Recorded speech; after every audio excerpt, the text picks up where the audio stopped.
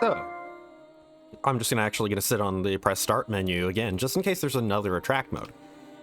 But, yeah, time to start Phantasy Star Online, Episode 3, C.A.R.D Revolution. So, C.A.R.D Revolution. Okay, it's just the same one.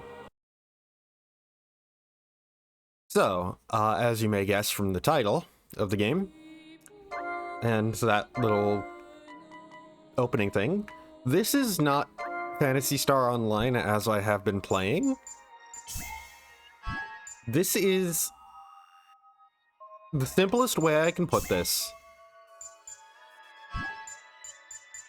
is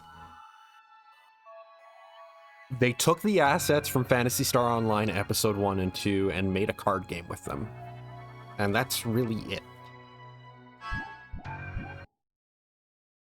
That's really all there is kind of to it. It is a proper follow-up to the story of Phantasy Star Online. But yeah, it is explicitly just, here's an online card game. We use the assets from Phantasy Star Online to make it, and that's kind of all there is to it. It is all the same assets, all the same models and whatnot, to the point where it's kind of a shame that they didn't just make Episode 3 as a part of Phantasy Star Online anyways. I did a bit of testing of the game beforehand. It's why we didn't do the, like, first-time setup stuff, but yeah, it's... I'm just gonna recreate, because cutscenes and whatnot, but I just did a bit of testing just to see how the game ran. But yeah, let's begin, because there's not too much I can say about this game, admittedly. I know that it's set 21 years after Phantasy Star Online Episode 2. I know that it's a card game. Both sides have different themes for their cards, as you could pick up from the intro. There's two sides to the story that you are expected to play through both, and you can freely switch through both. I'm happy about that. So I was worried that you'd have to fully commit to one and then play through the other, fully committing to that. But no, you just switch between the both whenever you want, so... Because I remember there was a whole thing of, like, you can only get the ending once you've beaten both paths.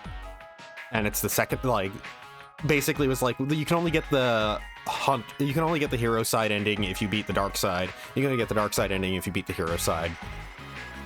So, I was worried that it was gonna be like, oh, well, I have to pick which one I don't want to get the ending for, basically. But no, it's just... You just kind of have to go up to a certain point, and then it unlocks it for the other. You are fully expected to play through both sides. But yeah, this is gonna be a very blind playthrough. I know extremely little about this game, which is why I've decided, part of the reason why I want to stream it. But yeah, also those magenta, pinkish borders, I don't know why they're there. They're just there with Dolphin when playing this game's FMVs. Anyways, let's sit back and enjoy.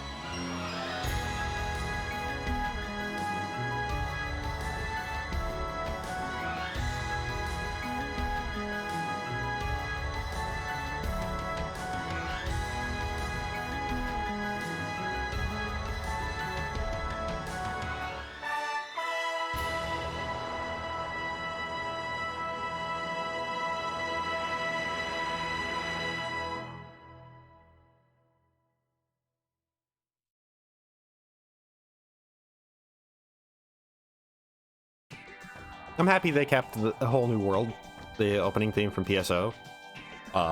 Big trick for Whole New World. Wait, let me just make sure that's the name of it. Yeah, it's Whole New World. The Whole New World is the opening theme. It's used countless times over the course of Phantasy Star, after Phantasy Star Online. It pops up everywhere. It pops up in boss themes. It pops up in endings. It pops up in Phantasy Star Universe, practically. It pops up a ton, because it's a fantastic theme. But anyways.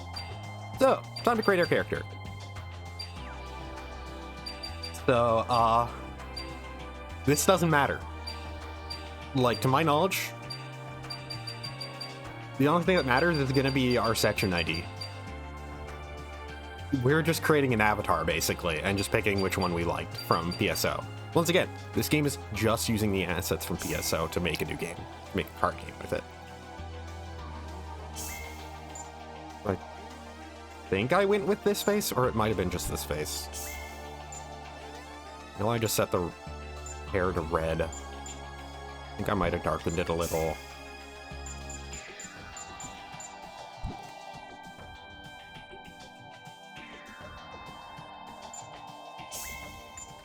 Incredibly pale. Proportions are about normal, I think. I don't think I... Oh, no. Should keep it. Yep. And, yeah. So there's a reason why the character we make doesn't really matter.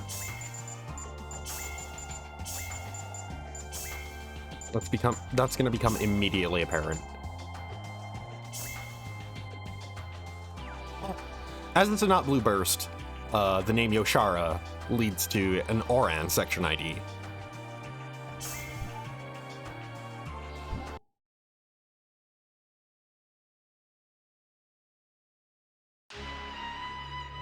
So, first of all, which story would we like to pursue? We're going to be playing Hero Side for a bit.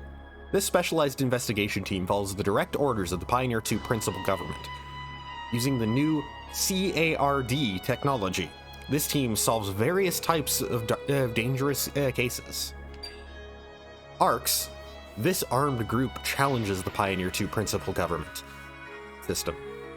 I'm gonna wait a bit for it to draw more so I don't outread it. Believing there are hidden motives behind the government's actions, they secretly follow the Special Investigation Team. They believe they are the only ones who can bring truth and freedom to the people of Pioneer 2. There. It's a fast scroll, but it's still a lot of text for a scroll.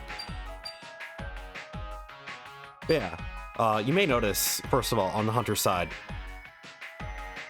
it's highlighting a Newman girl, and for the ARC side, the character that highlights is Break, who we saw in Blue Star Memories. Yeah, and even then, Break isn't really like the real major character of ARCS, from what I understand. I will say, I wonder if ARCS as a name was picked for PSO2 entirely because of Episode 3. There seems to be a lot of internal love for Episode 3, specifically that remixes of songs from Episode 3 pop up a ton. Very specifically the final boss theme, to my knowledge. Like, what I think is the final boss theme. It's an Idola. It has Idola in its name. But basically, that boss theme, the Idola theme from this game, is remixed a ton in PSO2. But anyways, like I said, we're going to be playing Hero Side for the first bit. I feel it's better to get... it's a more easy introduction into things, from what I understand about, like, conceptually. It's a more easier transition from how PSO works into how the card system works.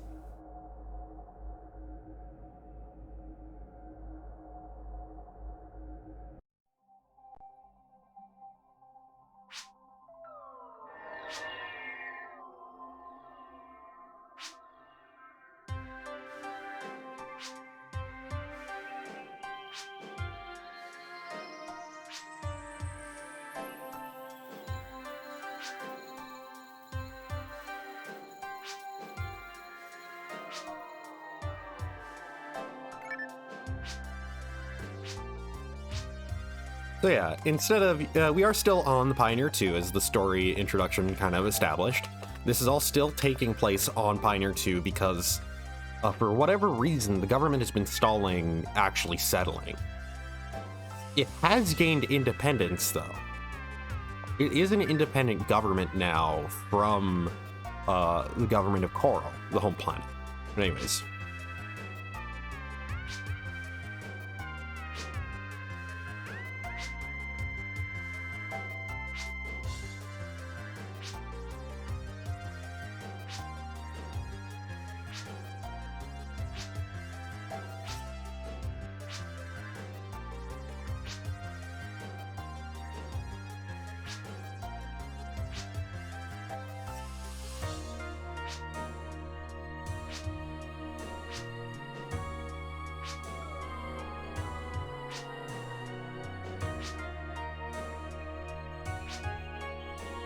So yeah, that's why our class choice for our player character here doesn't really matter. We're not the player character. We are the commander. We are giving commands to our team, and we have 3 characters on our team currently. We might get more. I don't actually know.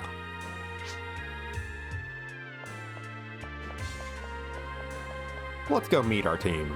These are the people that we're going to be telling what to do.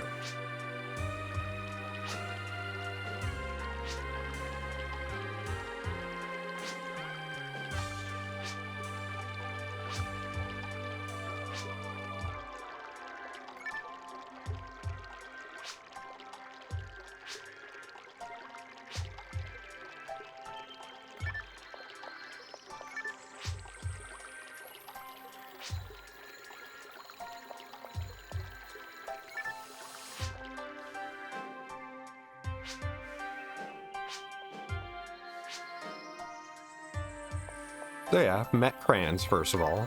Just talking with a bunch of people.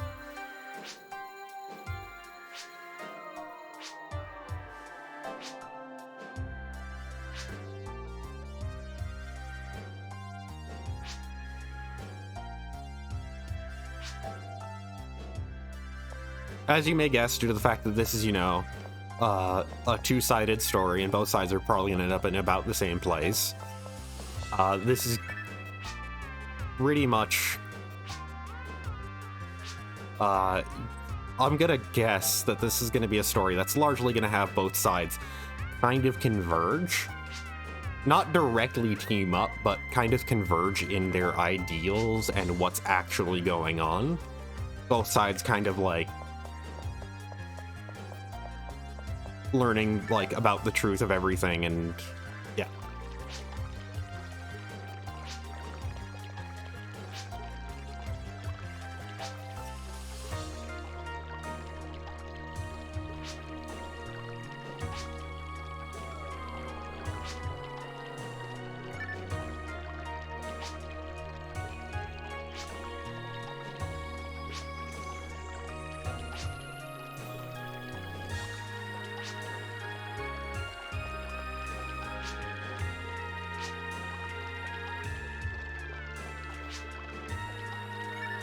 So Silver here is pretty much the main character of Hero Side, to my understanding.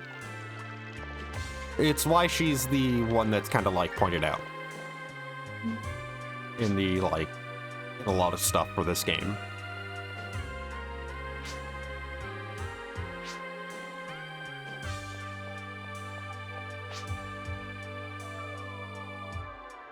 So that's why everybody's using cards now to fight, instead of just, carrying the weapons with them. The idea is that a card is just essentially you're using the card, and that forms the object into existence.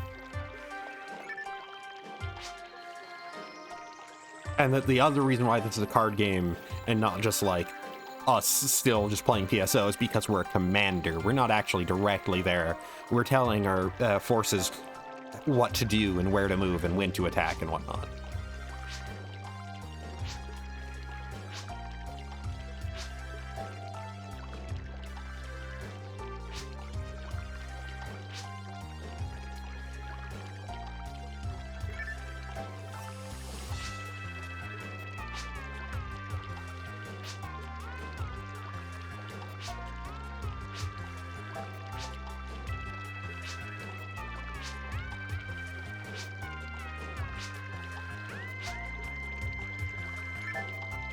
really, the big thing about this game, from just a brief glance of how it works structurally, just the fact that, really, let's face it, you have a party of 3 characters, and those are the main characters, not you.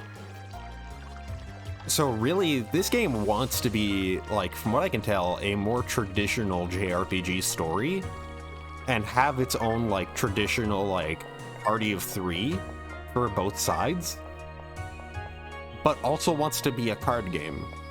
That way it can have, like, and have an online component to it. And the online component is why you have to have your own, like, you as a commander. Really, this is the sort of thing that makes me, like, wish, hey, they should have just made this a turn-based RPG. They should have just made this a throwback game, and you have 2 sides to the story. They both converge, and they both team up. And, like, you have Silver's party, and you have Break's party, and that's it. That's my initial impression of things going on. Like I said, this is completely blind to me. I actually know absolutely nothing about this game, aside from, like, poorly written wiki articles.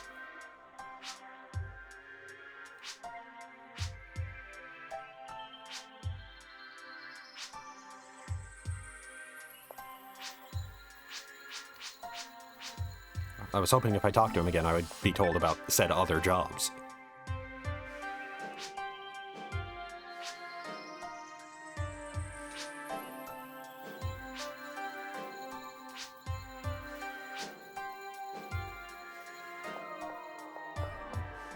Also, worth mentioning, we're not in, like, the usual district of Pioneer 2. We're in an area called the Morgue.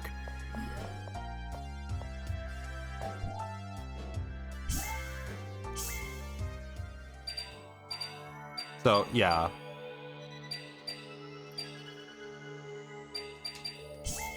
I actually know nothing about editing a deck, but basically, because we're on hero side, we can edit default H, which is the deck.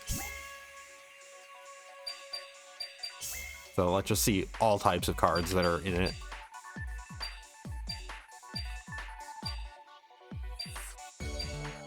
So here's the basic thing about hero side.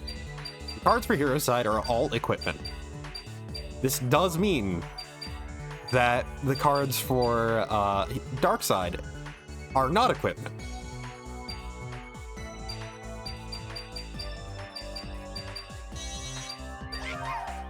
God, it's just using the basic TSO sounds.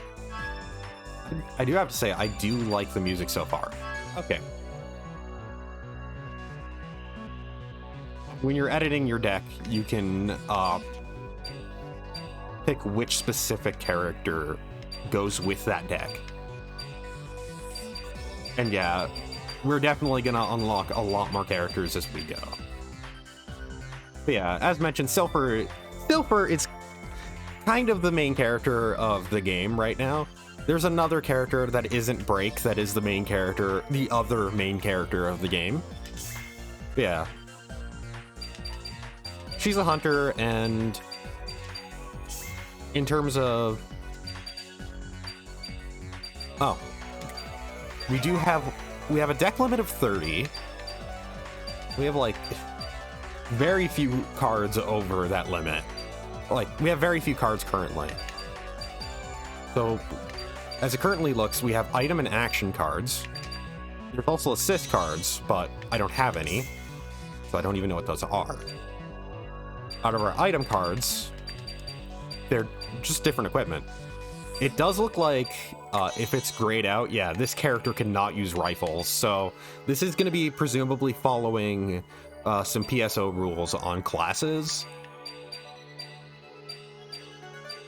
for how everything works, like who can use what. So you essentially want to make a deck for a specific class, and then assign that deck to to a character that aligns with that.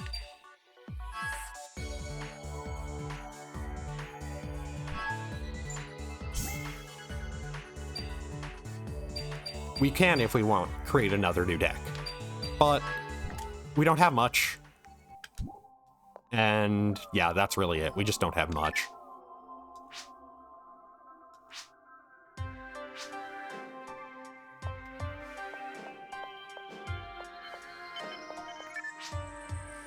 Beep.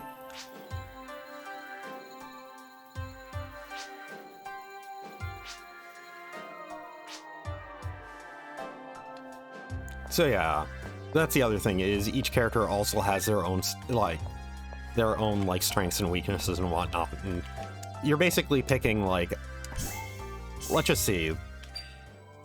So let's go with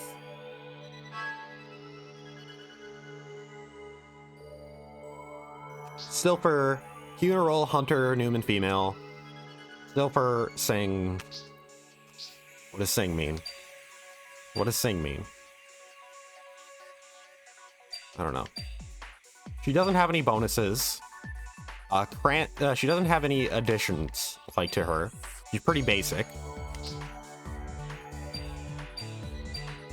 Her stats are she doesn't add any HP to base numbers. She has a base AP of 3, a base TP of 1, and a base move range of 2. She attacks directly in front of her. Presumably that's when unarmed.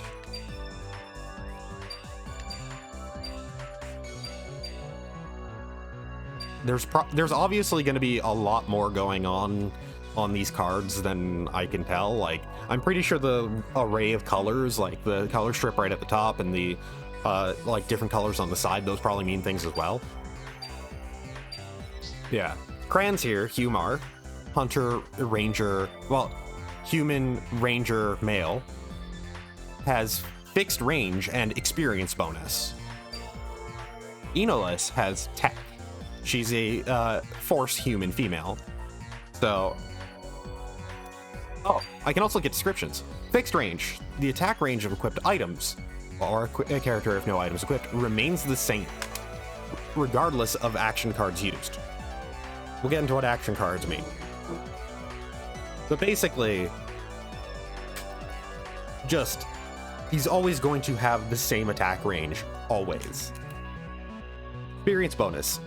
Receive 1 bonus experience if this character destroys any opponent with 1 single attack. Receive only 1 bonus experience even if multiple opponents are destroyed.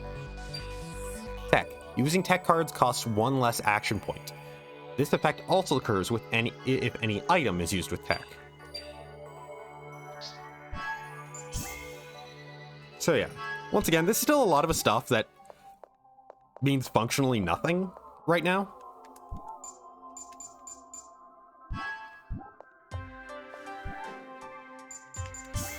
Search event files, what? I got a card. What? No event file. What?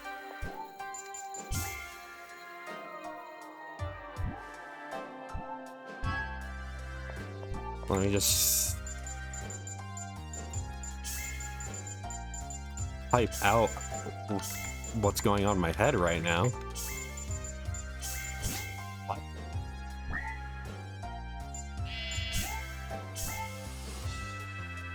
Also, you may notice in there, creature cards.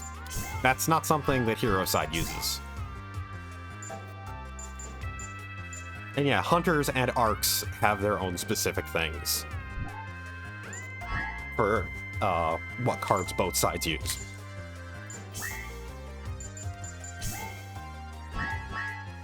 And yeah, this is originally supposed to be an online game. Its servers in North America only lasted for 3 years. It didn't live long.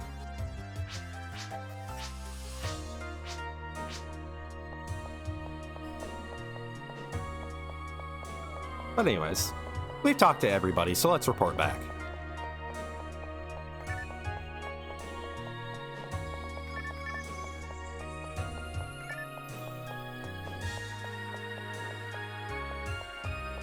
Worth mentioning, Orland isn't part of our group, even though he was part of Blue Star Memories with Break. Break is the leader, effectively, of the other group, the quote-unquote leader, even though we're the commander. But yeah, Orland, though, don't know where he is, actually. He'll presumably be part of the Hunter side, though. And yeah, everything we're doing is top secret. And obviously, this guy, with his onion-ass head, presumably not the most trustworthy. We might turn on him as the game goes on. He might turn out to be evil. Maybe.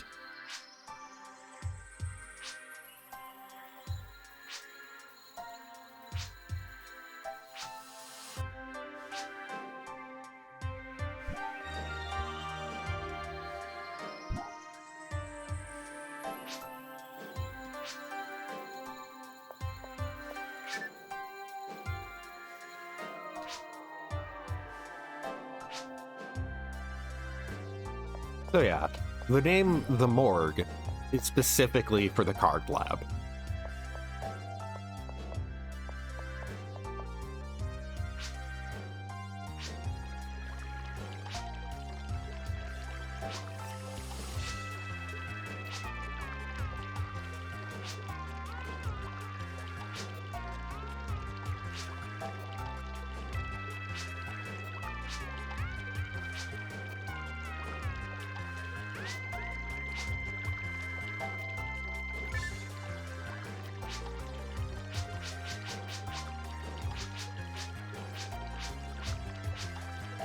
No, I keep accidentally...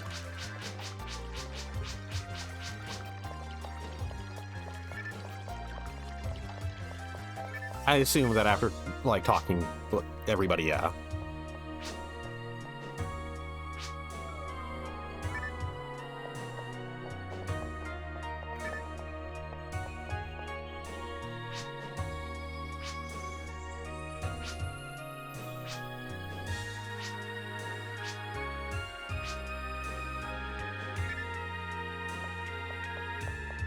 So yeah, presumably the whole card system is also meant to be, like, very experimental. And, like, our team is partially, like, put together to kind of test it out.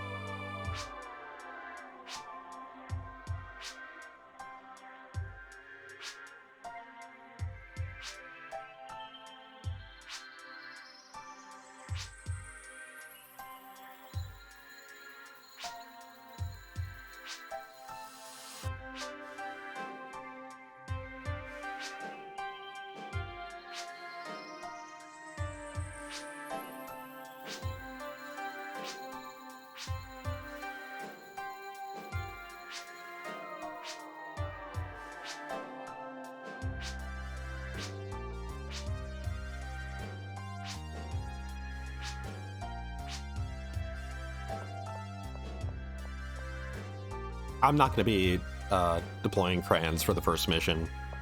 Though I should probably just quickly put together a deck for everybody. Very quickly.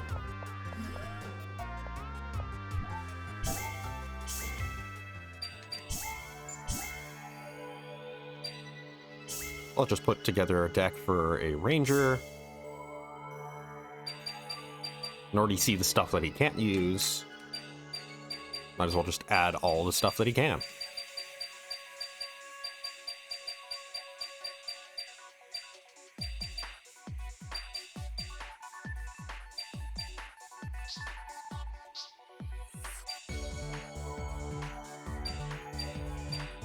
Yeah,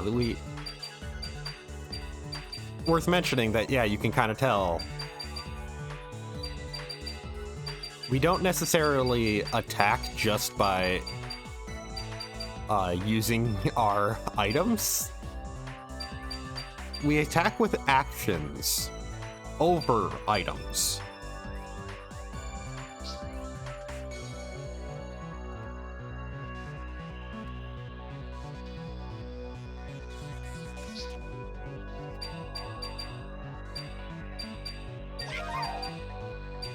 Let's just see if there's anything. I definitely want attacking actions on me.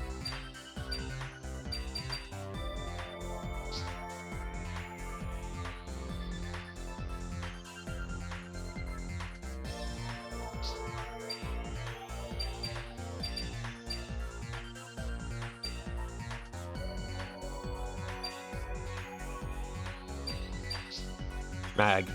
Equipping this item increases a story character's AP and TP. Okay, so that's just... I don't know what to say, like... Music's good so far.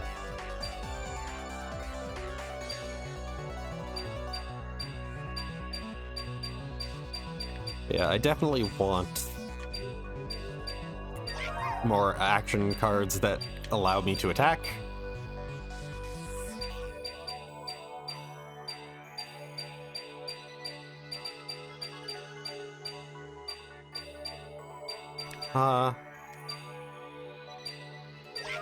Sure.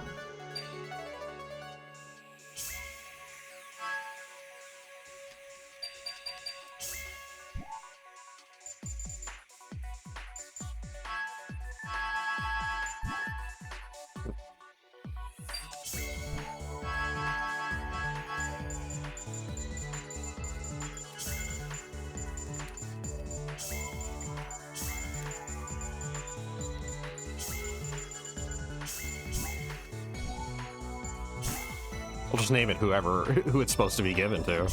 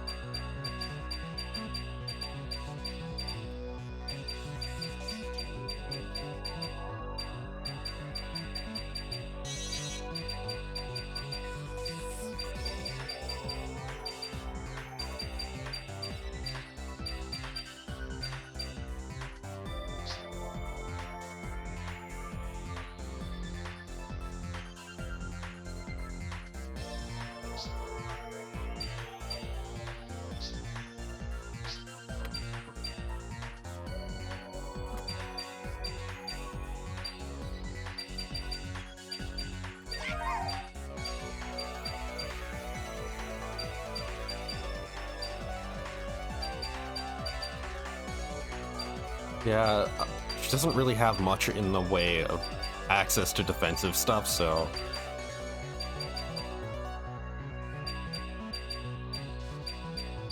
I'll go with one less machine gun so I can give her an additional guard.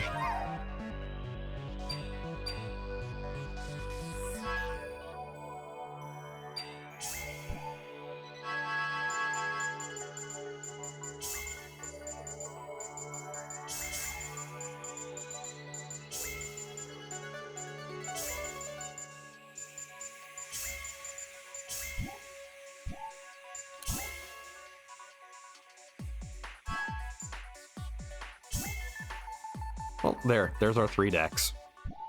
To start.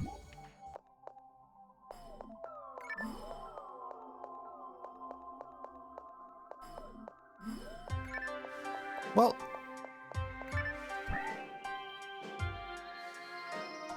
time to get started on the actual gameplay side of things. So, first quest. Also find 1. Luis Lapis.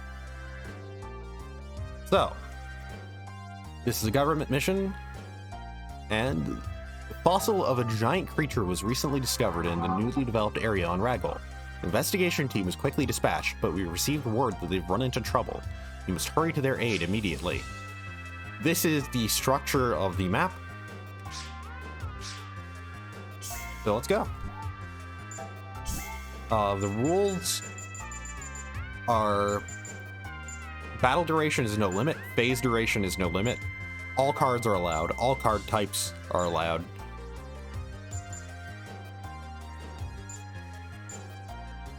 A minimum of, so there's also a dice element to this. There's a dice roll for attack and defense dice every turn. It's weird. But the minimum roll is 3, and the maximum roll is 6. So presumably that can go down. I don't know if that could ever go beyond 6.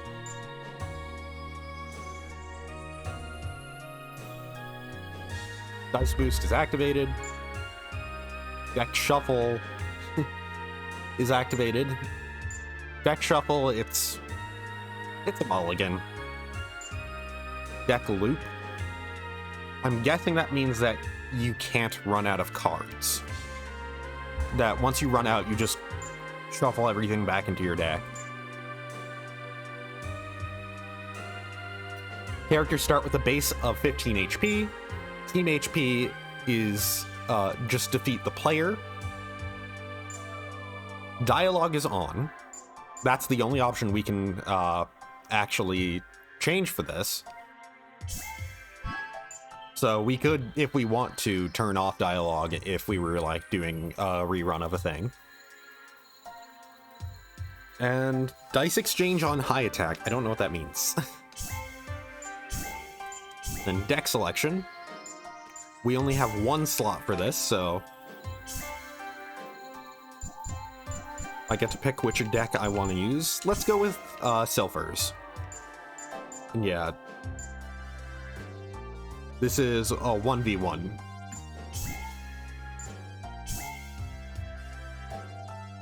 This is Lagnet of the Unguis Lapis research team.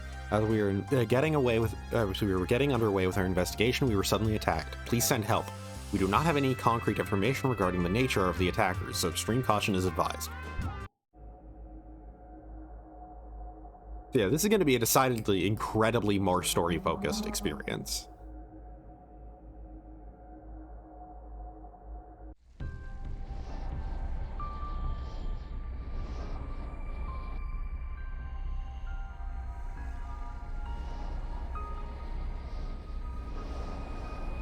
Very nice looking area.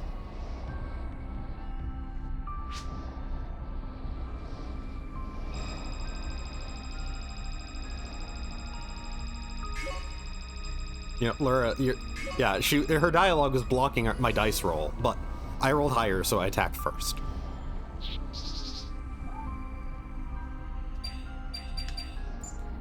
Whoop. I get to move the camera around. So with this, I don't have any... I start with item cards. I don't have any action cards, though, so... I'll change my hand. Okay. Yeah. And yeah, it's a mulligan. That's all it is. Start dice. So there's a fun thing. You're gonna hear that a lot. Send. That's the voiceover for everything, for every phase. So, well, we rolled a Durandal right off the start. There's a pretty high damage weapon. Let's just see. It's got an HP of 6, that's gonna matter. An AP of 1, and a TP of +2, so it's good for casting spells, it seems. Sword type item, techniques are okay when using it. SC Slayer inflicts 2 more damage when attacking story characters. And the handgun, it's a gun. 3 HP. It doesn't add anything to a character's AP, and it doesn't add anything to AP, and it doesn't add anything to TP. So let's equip the Durandal.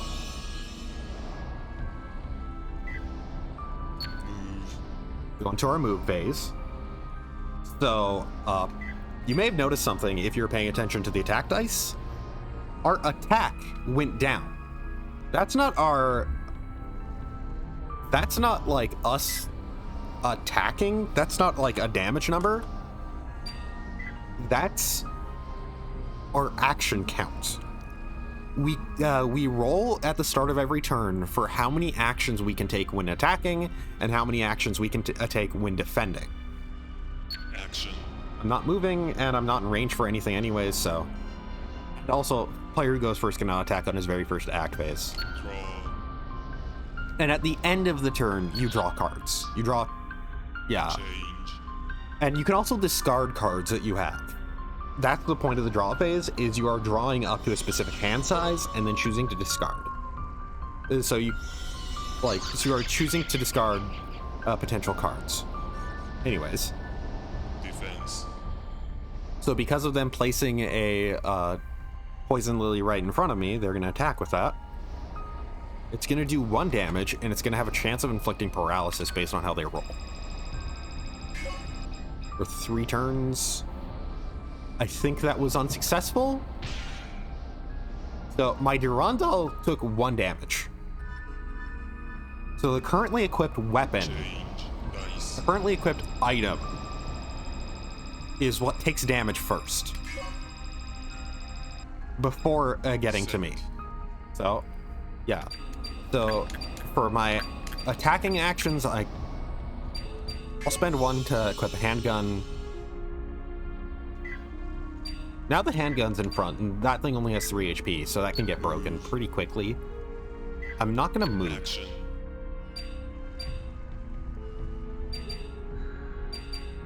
So let's just see.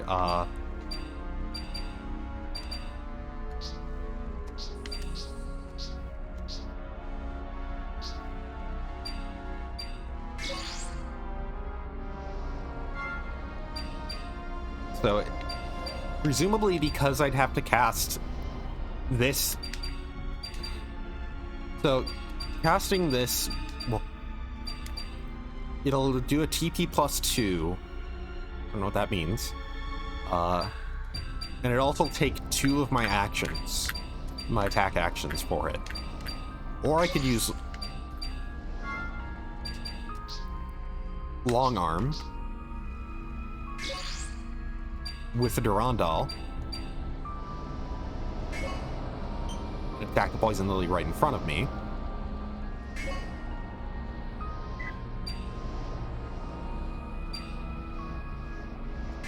And then let's use the handgun to attack the Poison Lily right in front of me. Defense.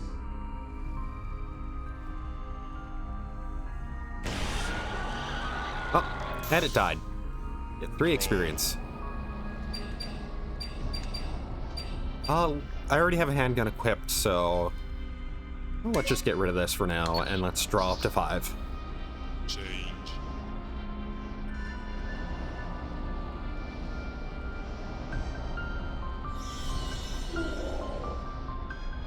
Everything I'm saying about me knowing this game, making myself sound like I do, is just because I did a very basic, like, check to see how the game worked.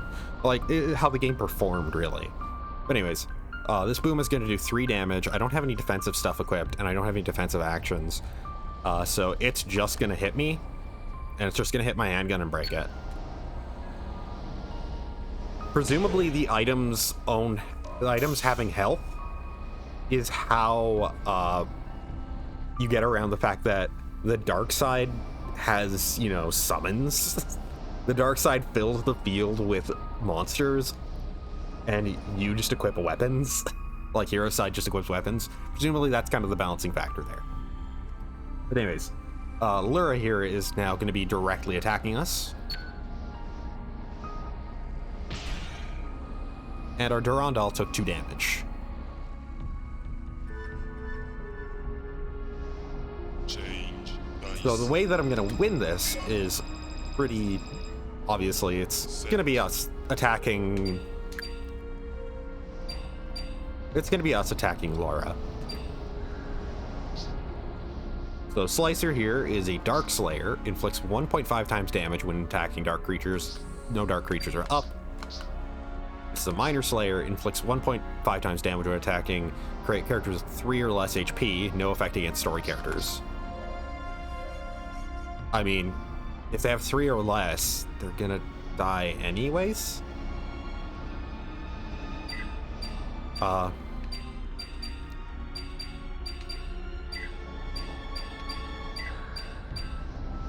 Okay, I'm gonna presume because of the, like, 2 dots there and the 1 dot there, that's their action cost. That's why these cost 2 and this costs 1. I'm just gonna go without equipping anything, though. Because moving will take up an action point. Action. And I'll just use, I'll use the Durandal to attack. Defense. Sea Slayer should take priority because Lyra is a story character. Draw.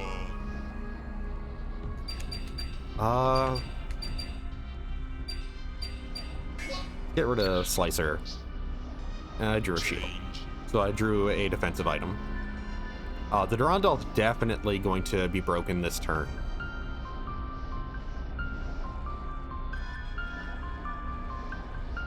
Defense. I still don't have anything defensive equipped, so I'm just going to take this hit. And there goes the Durandal.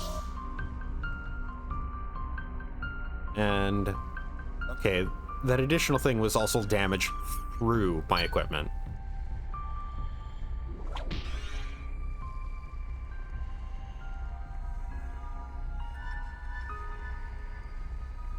Change dice. Set. Okay, so... yeah. Let's equip the mech guns. And... the barrier. Move. Action. And let's just attack Lura.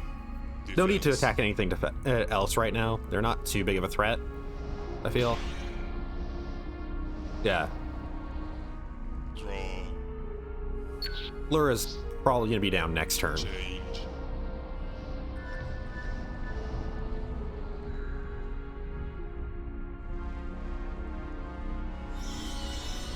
Oh, hey, Claw. So there is a dark type enemy there. This does, by the way, also mean that, like, cards are able to store not just items, but creatures in them. Or, like, replicate, like, data about creatures. Defense. So, yeah, it's just attacking my barrier, because that's my... because I have a defensive item equipped, it's just going to attack that first. And there it goes. I took 1 HP damage through that.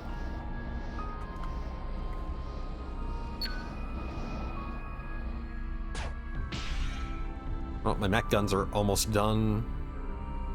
And Savage Wolf is going to break my mech guns. Yeah, I took damage through that. I believe that means that I just got a dice bonus. I'm now about to take 2 damage from Laura. A very high roll on that on that action count. Change dice. Set. Okay. Let's equip the sword. Move.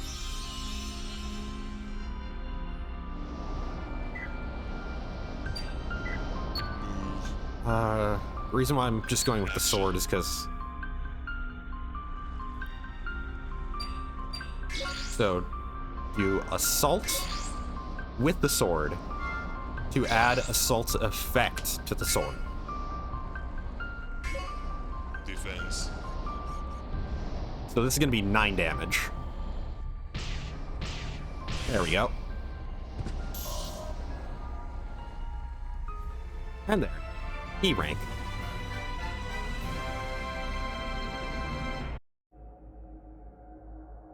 This game has a ranking system?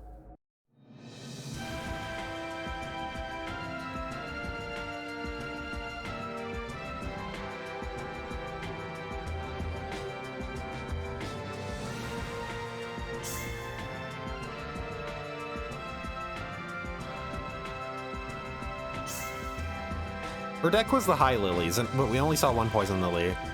So, let's select a card pack.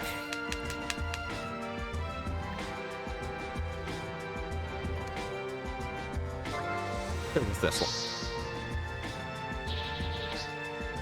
So we got a shot. Fatsia. Guard. Flowing Sword. And Bind Kill. Let's just see. Flowing Sword here. Sword type Hunter only. Oh. Sing because single target, multi-target. Link Snatch absorbs experience from the opponent if equipped together with Flow and Shield. The amount absorbed is half the damage that your physical attack inflicted. Got.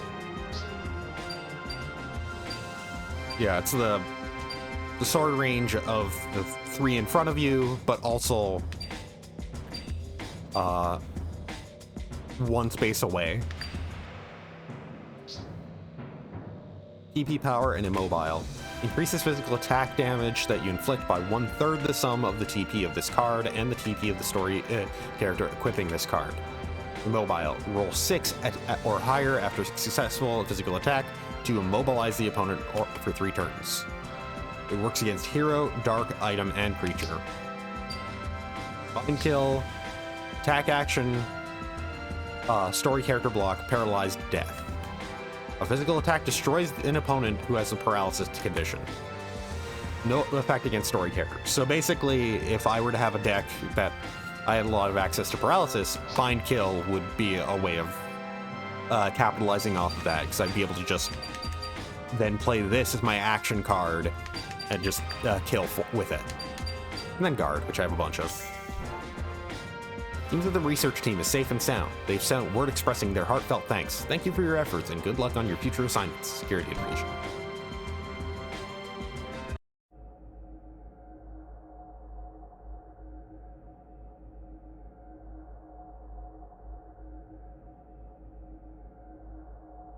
So that was our first taste of card battle.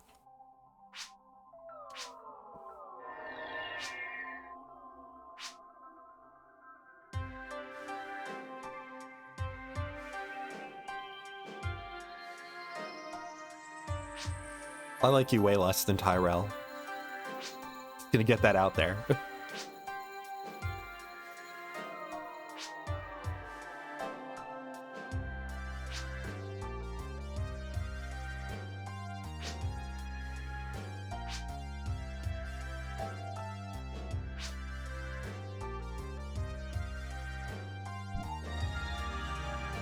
A-Wire Palette.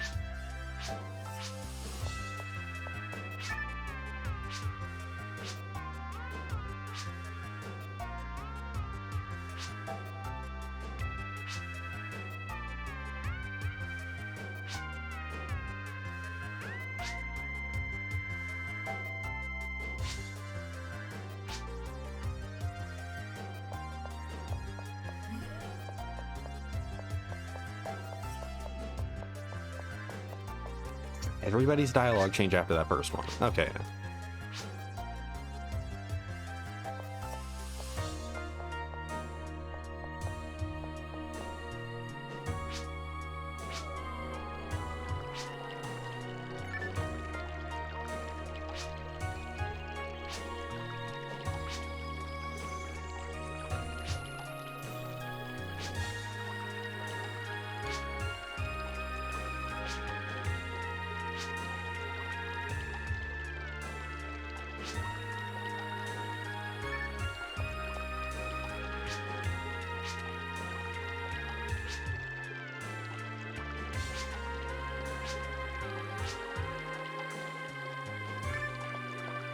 Do you have more? Wait. Okay. It is just 3 lines of dialogue per, I'm guessing.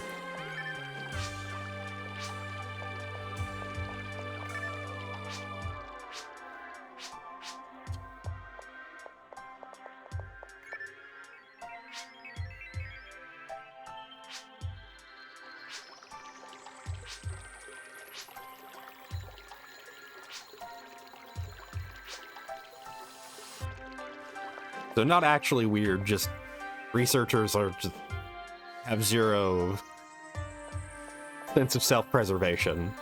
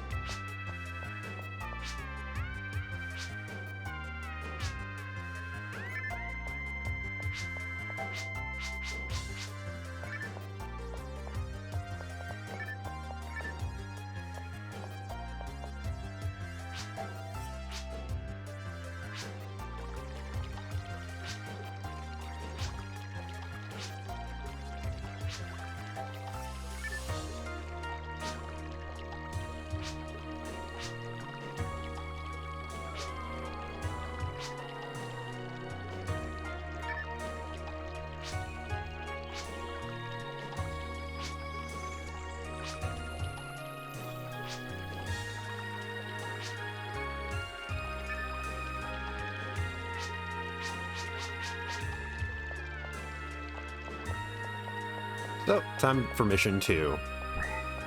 I'm not even gonna change out my deck yet. Also, hey.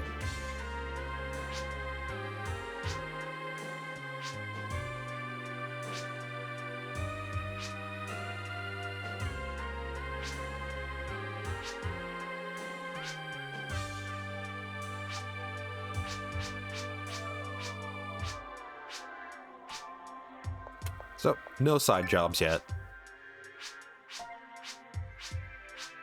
From what I remember seeing, even 100%ing this game, doing everything, isn't that much longer than just beating the game.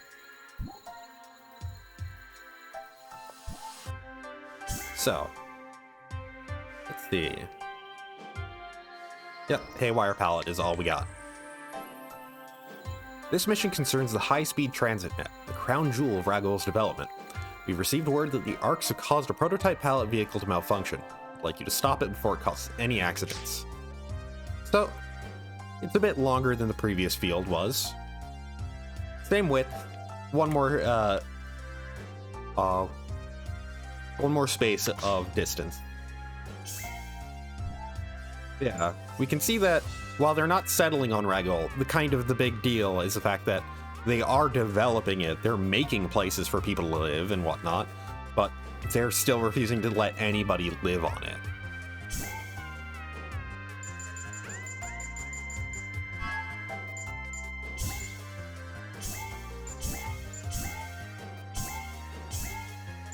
So,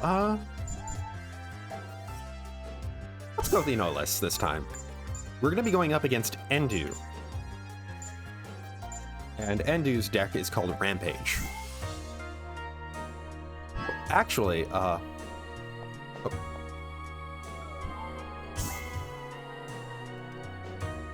just trying to think, the sounds of Rampage, that sounds like it's going to be a lot of,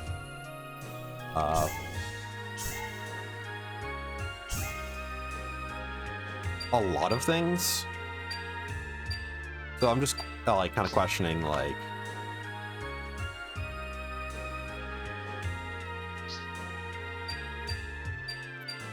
if I have that many like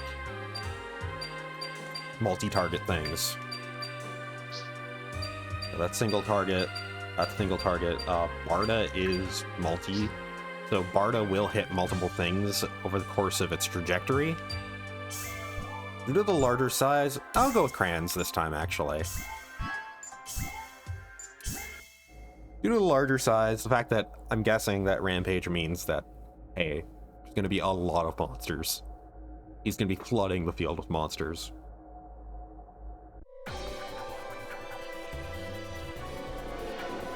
The various different maps look very cool. Also, hey, Endu, he's a hunter. And he has a unique face and hair model.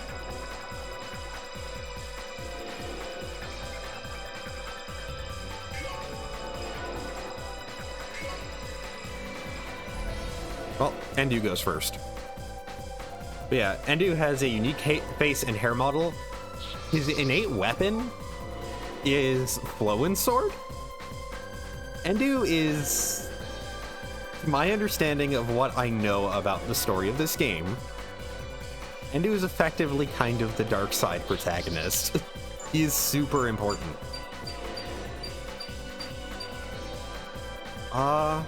Let's keep this. Start. Because admittedly, over the course of the last one, I realized you could act with the equipment, the item itself. You didn't need an action over top of it. An action is a modifier. Change dice. So Endu there didn't do anything. Set.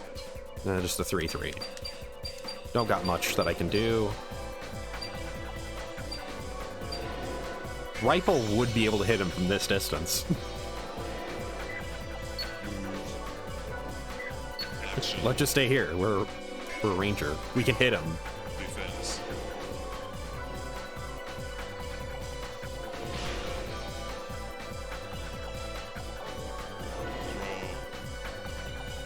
Draw. So Mind is, yeah, it's just add an attempt to inflict paralysis. It forces the attack to be... Oh, wait, right. Doesn't Crans have a forced range thing?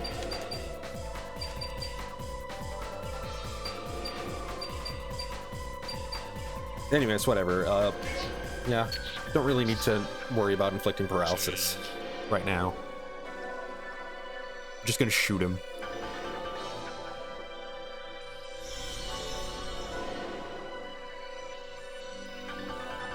And the claw directly in front of me. Uses a good amount of it. He rolled high on the action amount.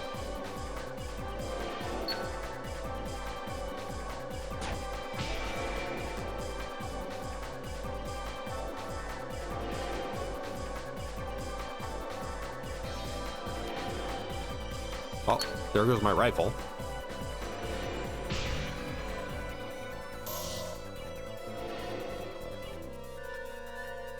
Yeah, basically the dark side characters have innate weapons to them, and their use of cards is for the creatures they summon. Ooh, we rolled really high. So, go with a mech gun. And a handgun.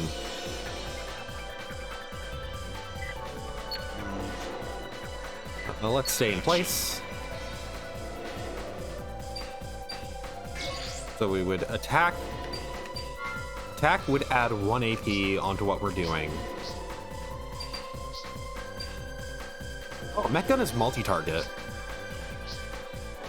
So if we were to have moved and positioned ourselves correctly, we could attack through both of them. Anyways, let's just use attack to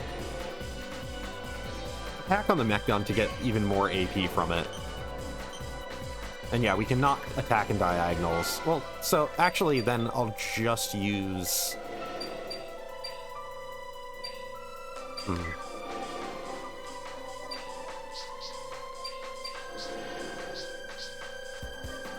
I'll just use the handgun to take out the claw.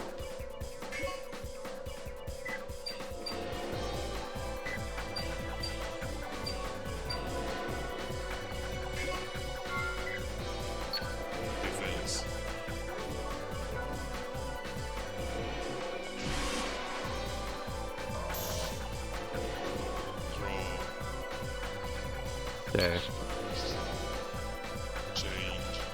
Oh, shotgun and a partisan. He's gonna swing at me, guaranteed. He rolled high. He got a 6.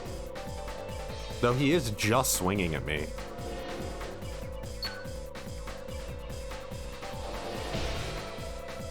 Oh! In his case, that's what being able to hit multiple targets means. He's able to hit through my weapons. Maybe that's what Rampage means. Okay, so... Shot is multi-target, and so is the Partisan. High-cost Slayer. 4 more action... That costs 4 more action points. Okay, so the action point cost is the 2 yellow dots there.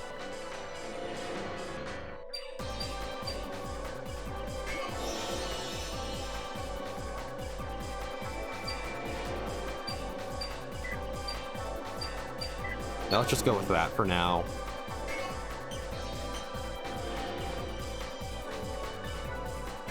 Action.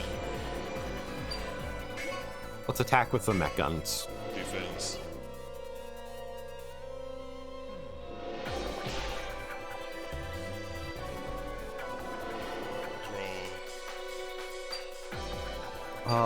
Let's get rid of our rifle.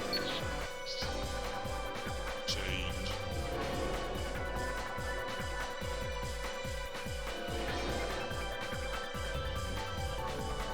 God, he's rolling high every turn. Defense. Yeah, this is gonna hit through everything I do. It's 2 damage, but it's gonna break my handgun, my mech gun. My partisan will be fine, though. I'm surprised he didn't summon anything.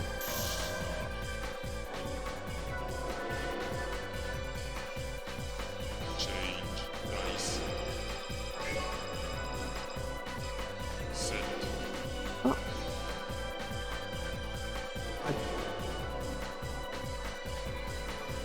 The 5 and the 3 swapped, I think. I don't know why, but they did. The slicer can't hit immediately in front of me. Shot can, so let's just equip that.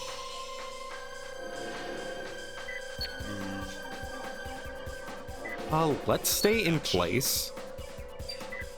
Okay, so slash is a modifier that would make it hit, would make what we're doing hit wide and hit multiple targets, and it would add 2 AP to the damage. Attack just makes it a single target hit and adds 1 AP. Partisan adds 1 AP, so let's do a lot of damage. Wait.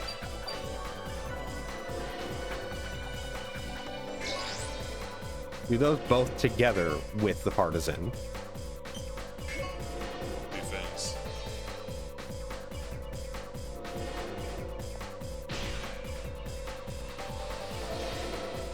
Draw. Change.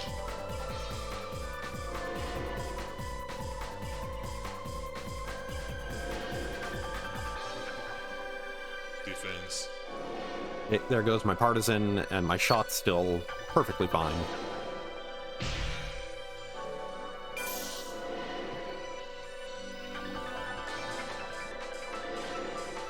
He got a dice bonus from the amount of things that he's broken. Set. I think the higher number always goes to attack, is the idea. Well, this is a 3 cost to equip, but the LK-14 combat. Action.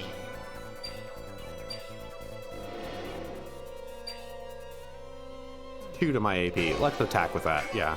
And let's attack with the shot if he's still alive.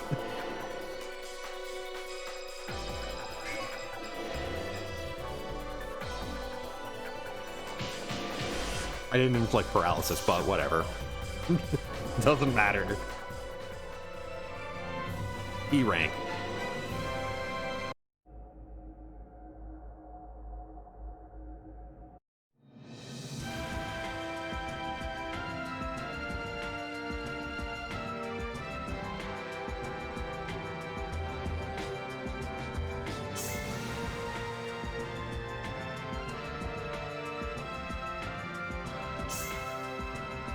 He didn't really play any cards ever.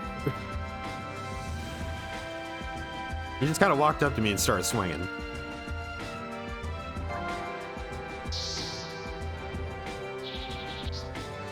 We got another slash. Kanane. That's not something we're going to be able to use, though.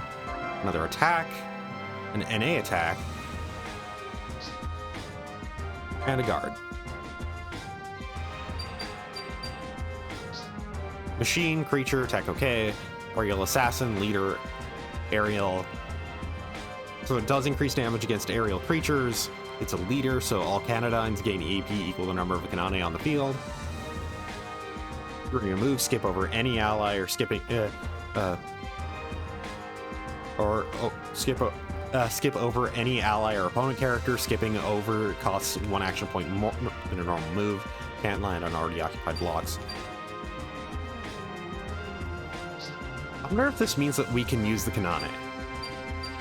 Or if it is dark side only still. An NA attack. Native attack. As in like Slayer. It adds the modifier that native creatures will take 1.5 times damage. And native creatures that attack with this card will do more damage too. So it's a modifier for both. Fortunately, you solved the problem before any harm was done. However, it seems they made off with some development documents. You can only guess what they might be planning. We've decided to place a bounty on all the ARC's members to catch them before they cause any more trouble. We look forward to your help. Security Division. So far, I'm interested in this game. I think the card stuff seems interesting. Especially once we start getting into the realm of like having like 2 characters on the field at once.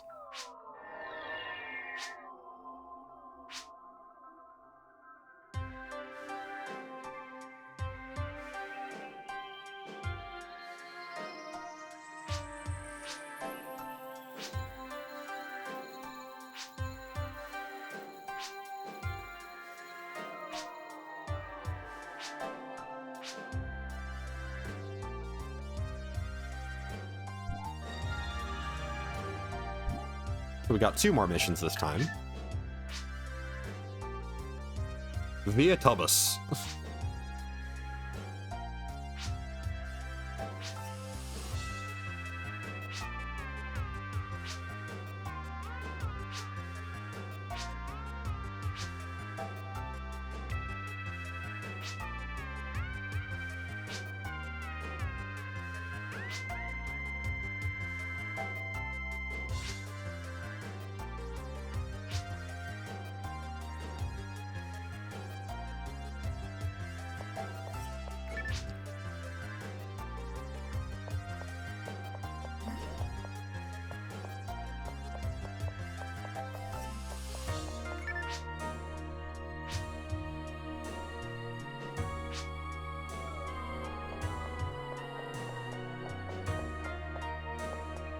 I'm gonna guess that we are only getting, like, new dialogue every mission just because we're so early.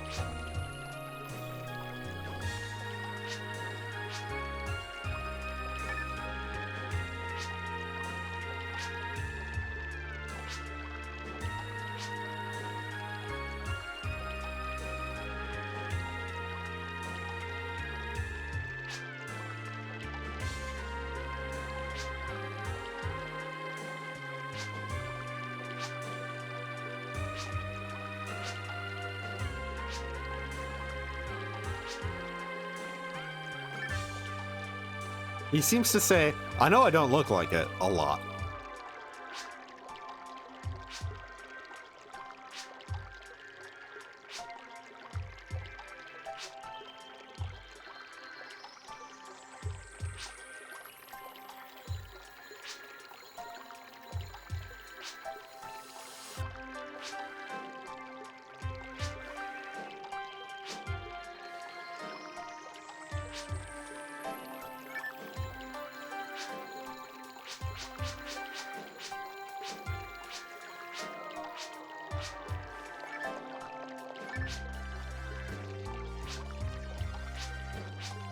So you're not going to change what you're going to say for quite some time.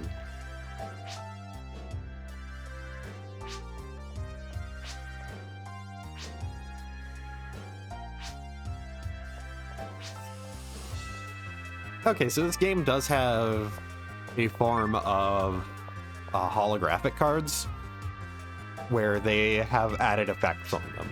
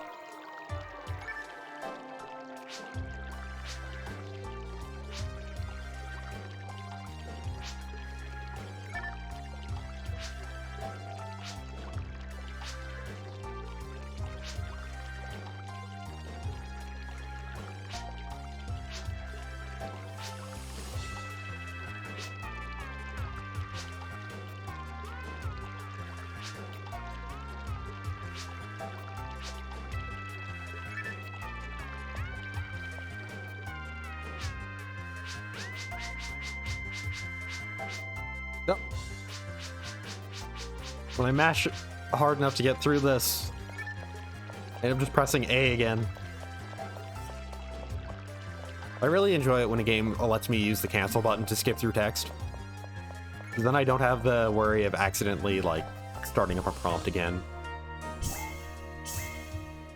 I'm just gonna quickly go into this and see if...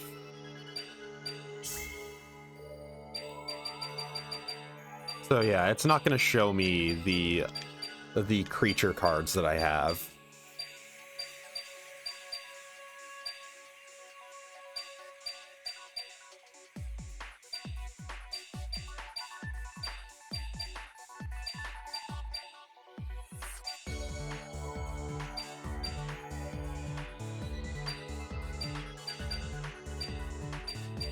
I'm guessing that N4 means that the maximum amount you can use in a deck is 4.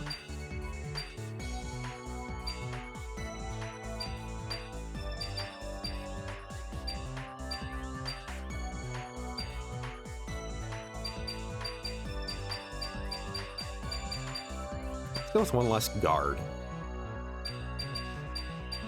That way I can equip the Phantasy.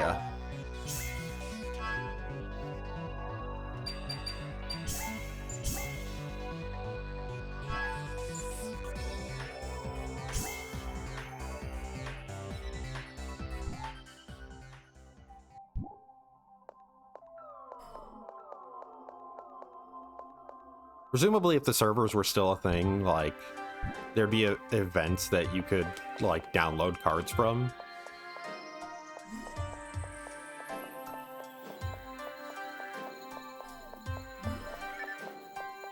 Oh, hey, do you have anything?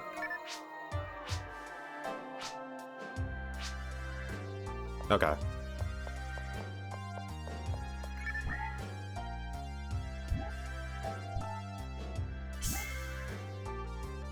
I have to press that twice, by the way, because I have to basically enter a state where it's like, okay, now I am in the state where I can select a quest, and now I can, and then press it again.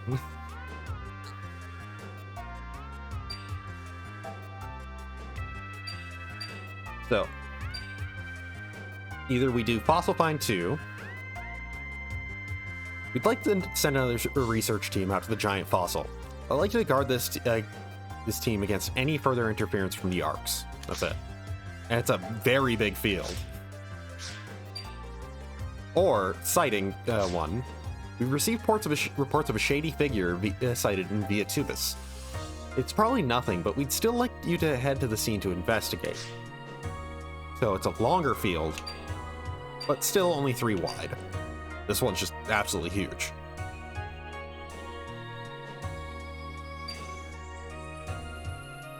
Let's do sighting 1 with Enolis.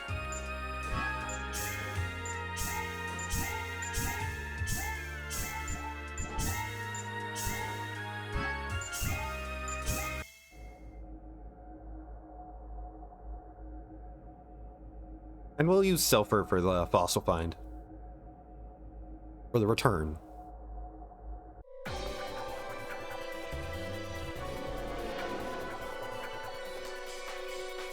Hey, Glura again. You can probably guess that we're fighting who would be, you know, the party member for the other side. Oh, I'm going second.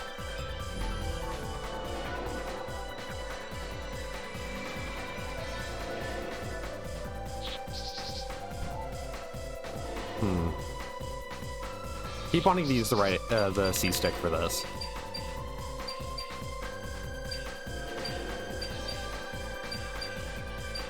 So I have a bunch of action cards. I have a cane, saber. This is pretty decent. Start.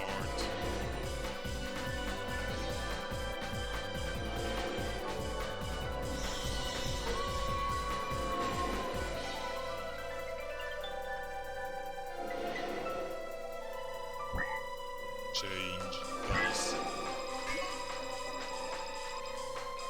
Set. Okay, that's pretty good roll. Let's just... With this open, let's check the Battle history, Barbarous Wolf.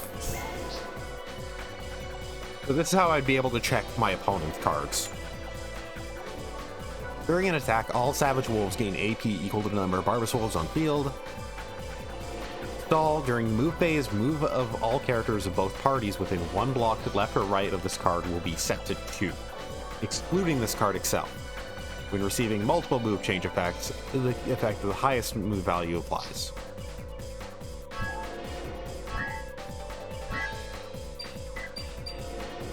So let's, well, we're a force, let's equip a cane.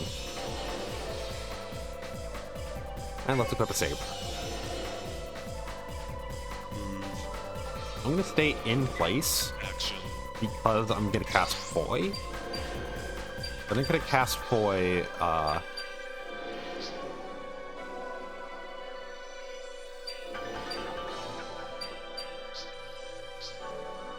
let's just see. I'll cast Foy using the saber. See if that 2 AP applies to it. And I could do long arm on I could do long arm on the cane. And just smack it from a distance with it. Defense. Yeah, cast Foy with the saber for 4 damage.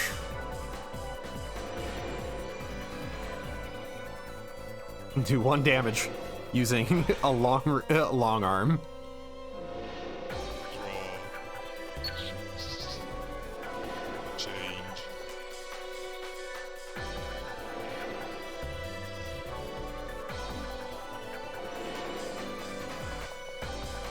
Oh, they're both moving in. Defense.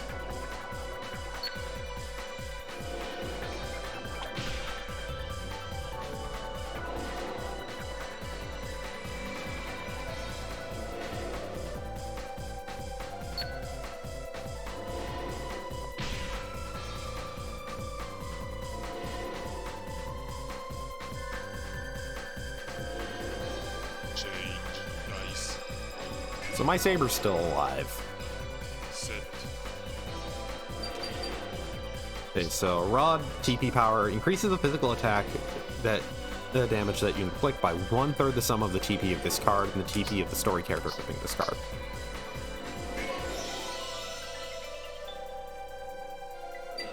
Not anything more.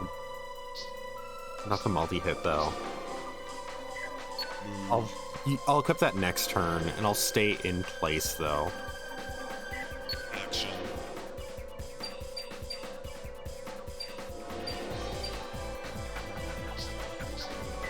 Can use this attack on my saber to increase its damage further and take out the Barbarous Wolf.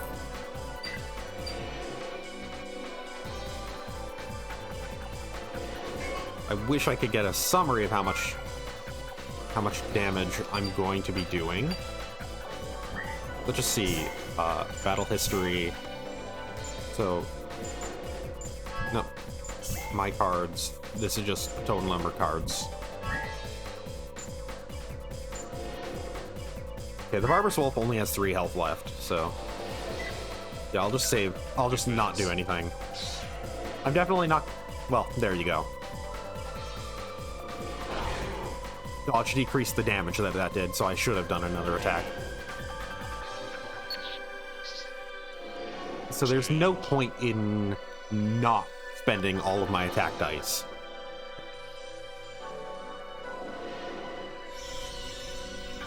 Oh, an owl rappy.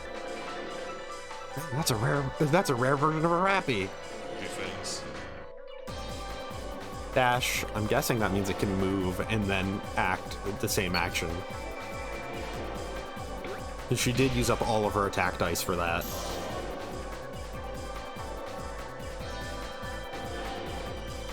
It seems experience, by the way, is not like leveling, but is you gain, once you max out experience, then you gain like an extra, like you gain a modifier for your dice. Let's equip this. And stay in place. And just shoot through them. And yeah, then attack the Alrappy. Defense. Yeah, guard, so HP plus 4. And I didn't inflict paralysis. I did hit Lura.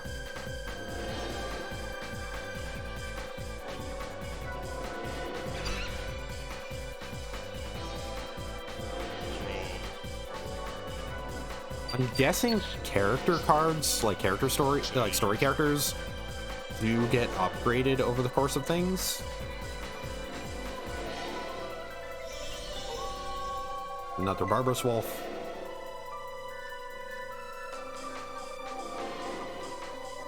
Okay, so she's probably yeah, just gonna attack me with everything. This is only 1 damage, so I'm not gonna defend against this.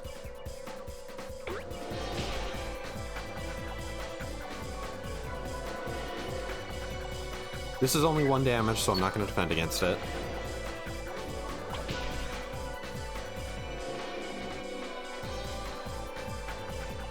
This is 2. So this is just going to cause it to not do damage. Yeah, I'll miss because... Change. 4 Dice. HP to go through first. Set. That's a lot of actions right there. Go with handgun because it's sheep, and then saber. Oh, I'm equipped with the maximum amount of things. Okay, that makes sense. Action. Oh, let's attack with this. Attack. Okay, I cannot attack past the Barbarous Wolf. He has a lot of defense dice, so...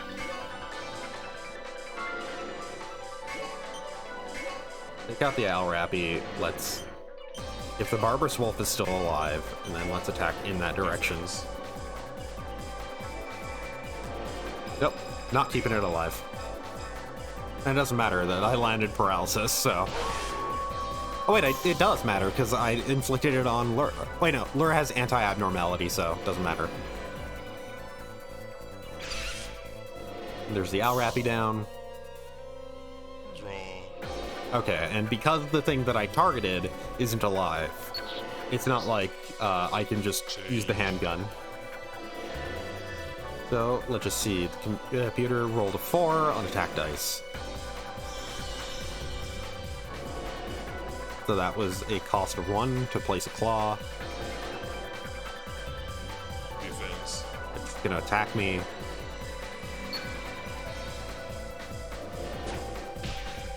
I'm figuring this out. Oh, there goes my LK-14 combat.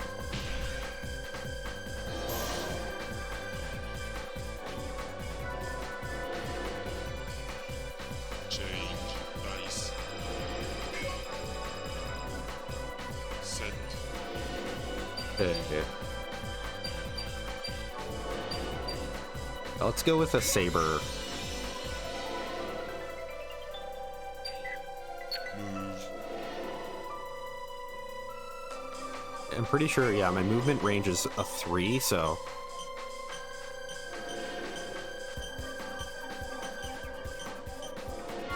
But that each movement space costs another attack dice, so...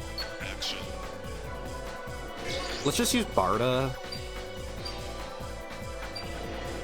through the rod. Well, actually through the saber would still be better.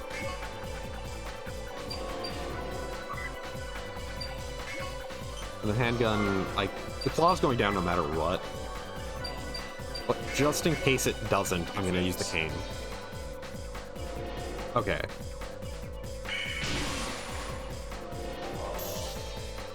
Draw. Change.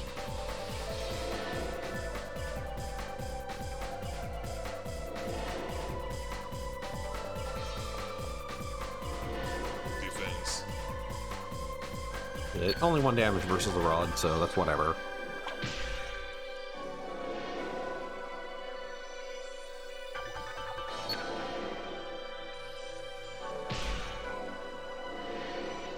I mean, that rod doesn't matter. That rod is worse than my saber.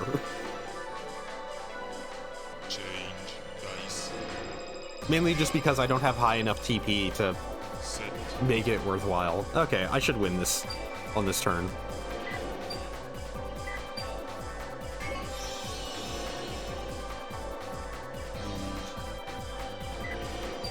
Oh, I'm guessing you can only have one of each card type, maybe?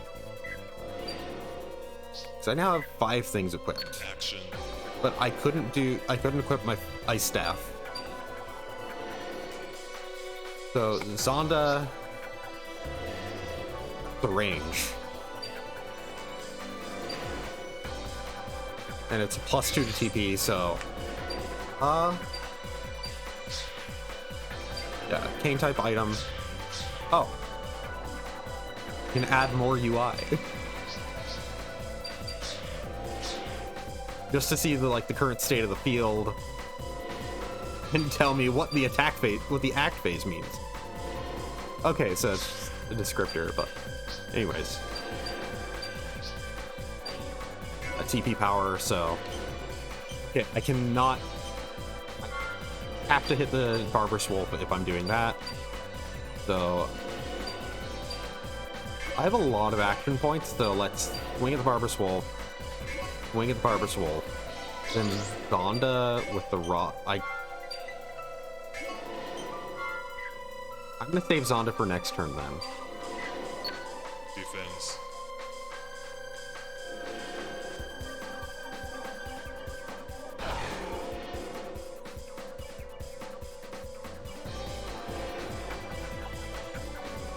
It's a slight boost in damage.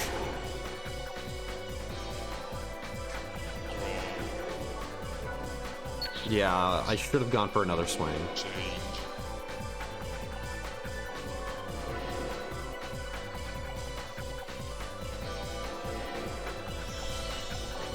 Another Al Rappy. You know, let's see what an Al Rappy's effect is. Defense. Dash. When this card is destroyed, it returns to the hand instead of the discard pile. If 6 or more cards are already in the hand, then it moves to the discard pile. So Al Rappy just repeatedly returns back to your hand. There goes my rod. So because that was a rod type item, I'm guessing that means I now can equip my Ice Staff Dagon. Or maybe maybe Ice Staff Dagon is actually a cane.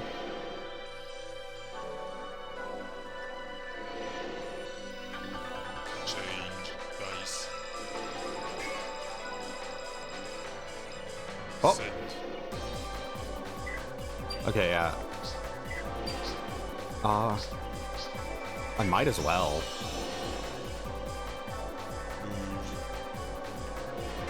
And with this... Yeah, and the Barbarous Wolf is what's blocking me, I believe.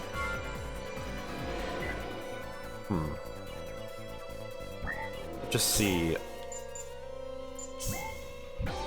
Battle history, I'd equip the Slicer. So if I move, I can attack her with the Slicer specifically. This. Well, actually, I could also just use Zonda with the Saber, so Zonda doesn't add anything, it's just the attack range. So it casts Zonda through the Saber. Wait. That's single target. This is single target. Oh, okay. There.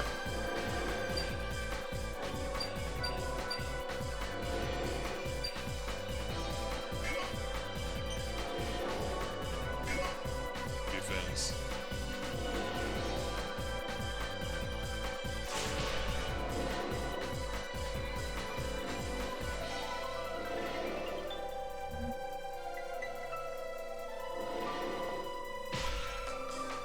Very little damage, but it's still the fact that it's damage.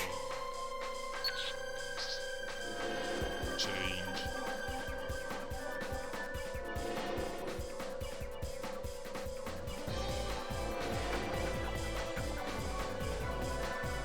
Oh, I'm surrounded. Yes. Time for them to all break my slicer.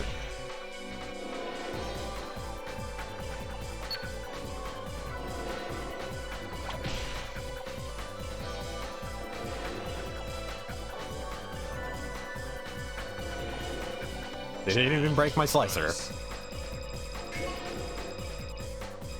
Set. Action. Let's splash. Using the saber. Let's shoot using the handgun. Let's just go all out. Let's do everything we can to kill off Lyra. Defense.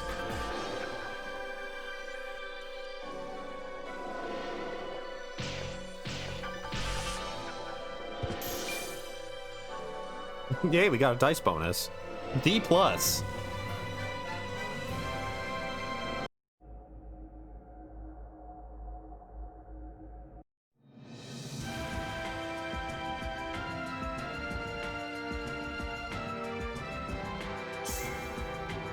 Wonder what C level experience does. Like, ostensibly when we gain a C level. Well, I haven't picked this one yet. I mean, another boy. It's actually pretty good. Another dagger. Barbarous Wolf. Barda. So I'm gonna modify Enos' deck to have more spells in it. It appears that the Arcs are trying to destroy the Viatubus palette for some unknown reason. We do not understand their motives, but we intend to continue monitoring their activities. Good work, Security Division. And time for the other mission to do.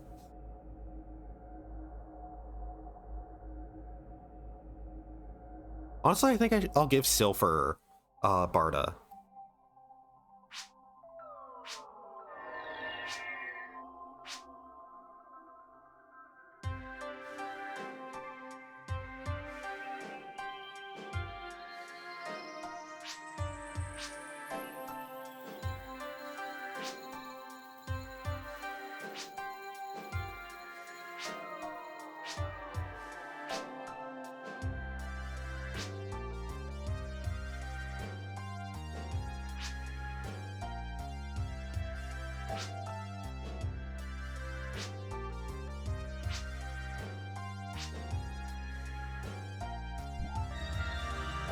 Huh? Well, we've got more characters. We can now use the story character card Teifu, Kyria, Viviana,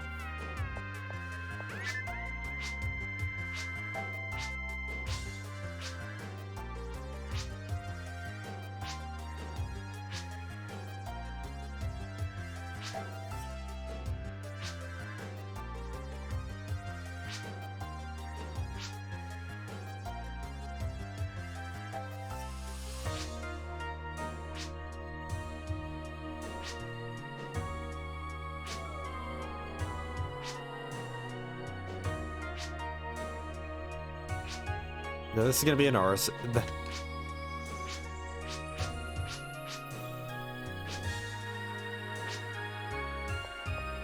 I'm guessing that request that her friend put in for her is a Nora Sisters thing.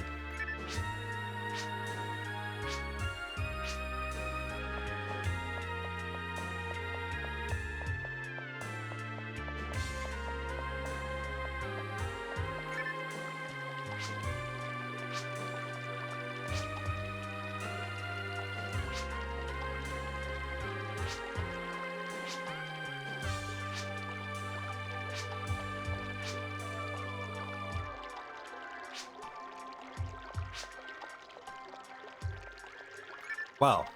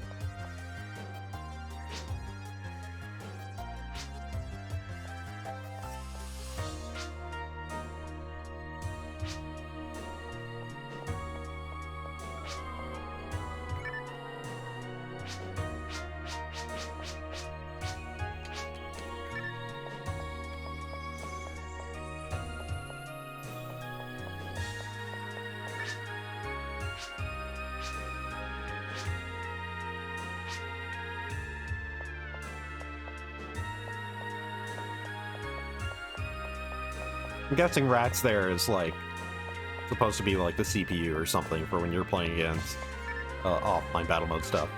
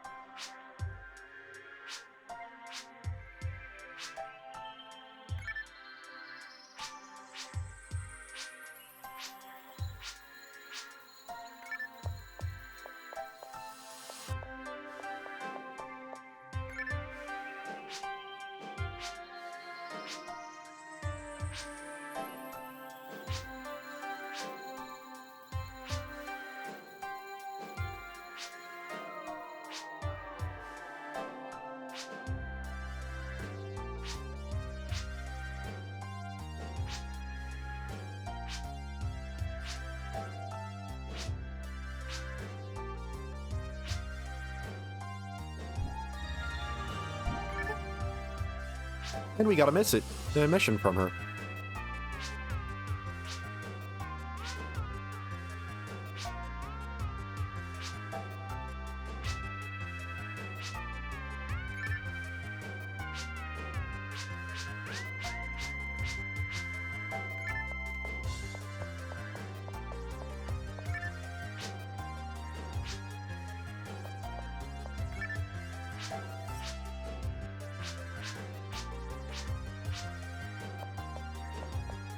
See if Teifu has anything new to say. No.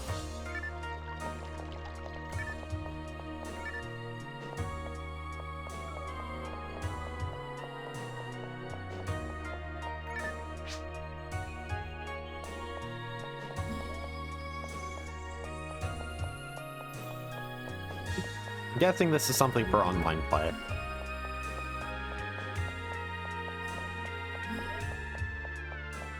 Oh. Let's copy Enolis's deck and just set it to Viviana.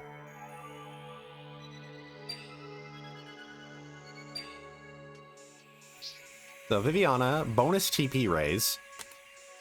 During your own act phase, this character temporarily gains TP equal to the number of your team's dice. Temporarily gains TP equal to your team's dice bonus times 1.5. So basically, half of your team's dice bonus is added to her TP.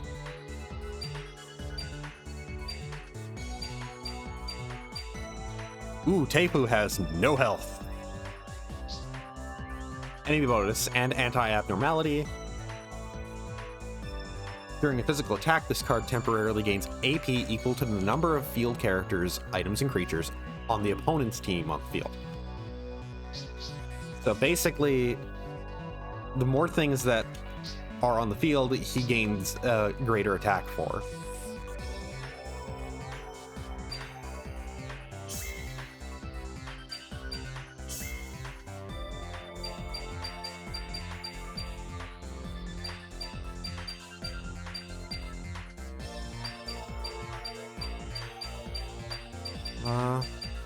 Don't really need that many gains.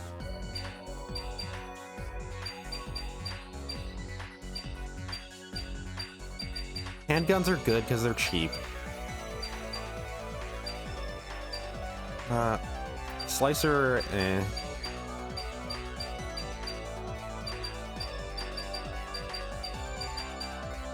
Go with another Foy. Another Barda. I'm guessing that, well, that yellow 3 might be a sign that we've equipped all we could, so it might actually be that, yeah, you cannot include 3 or more. You cannot include 3 more of the same card. I'm guessing that N4 is probably like rarity rating or something like that.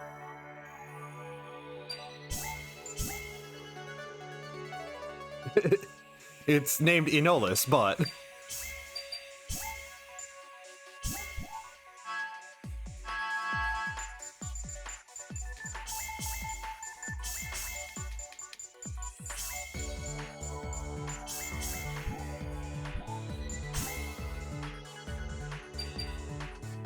Just rename default H to Silver.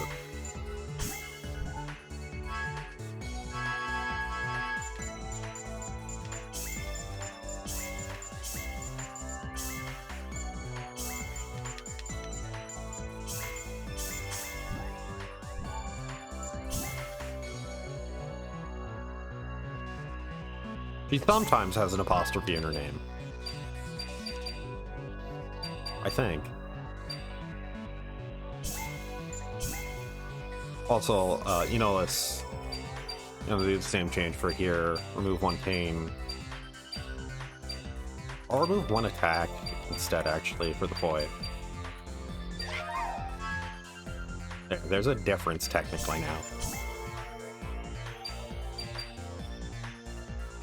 Let's copy Kran's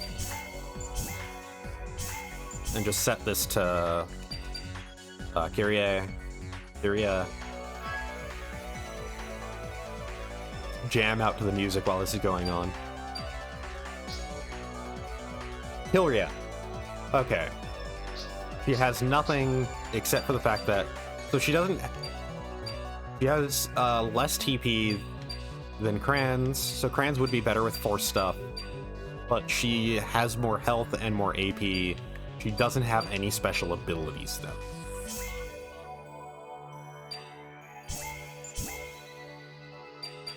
Just rename that. Kyria.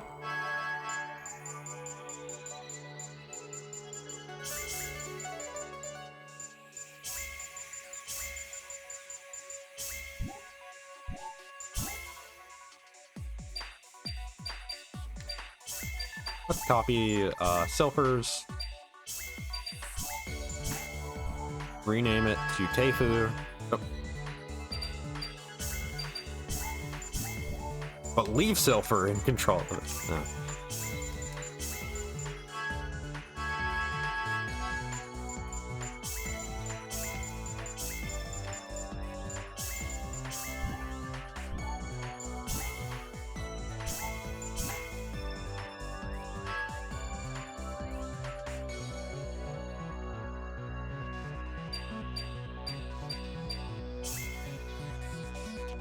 Yeah, I can kind of see why Teifu was saying, like, never bring me into combat, please, for the love of God.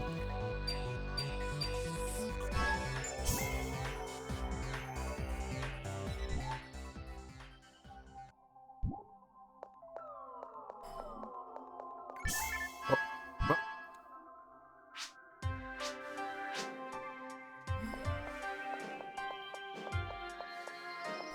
What even are you right here? Oh, the counter... And here handles the lab office work and other urgent matters too. So it's something. Beep.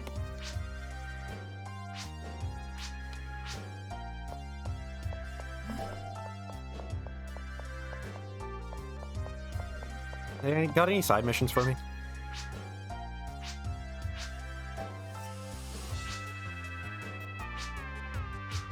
Okay, it's the Nora sisters.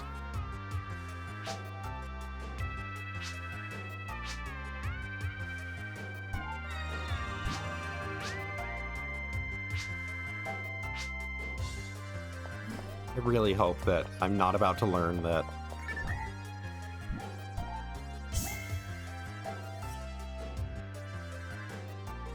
Damn it. I actually had to pick which path I was taking for that mission, didn't I? Okay, Tower of Calum, homework help, or Phantom Shop.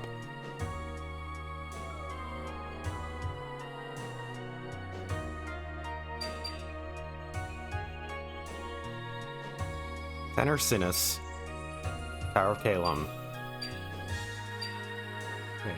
In order to get my son the top score on his homework assignment in his class, I need you to go down the surface and retrieve some coral from Tenor Sinus.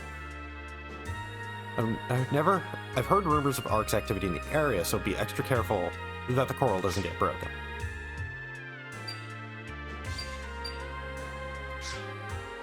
An anomaly has been discovered in the transport system at the Tower of Calum. We don't think it's a real malfunction, but we'd like you to investigate right anyway. I'm looking for a certain food somewhere. There's a famous old shop that sells this yummy treat.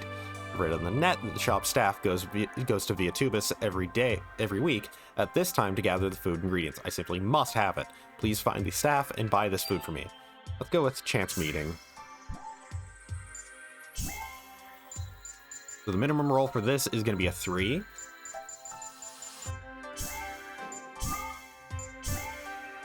And yeah, we can only use Viviana.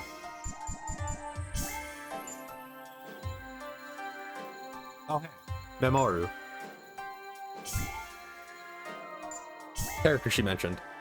I've been thinking a bit about some things that happened to me a long ago. The Tower of Calum has a special meaning for me. I want to go there, even if it's just an assignment. I know it's selfish, but can you let me go? Viviana.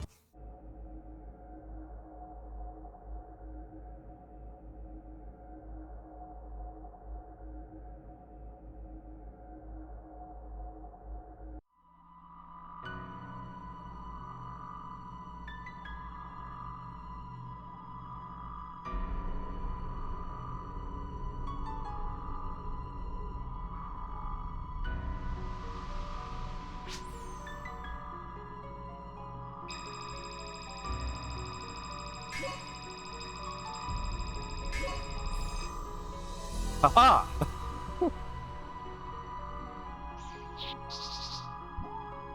Okay, so, let's keep this. Got a defensive thing. Got some handguns. I start with a Barda. Start dice.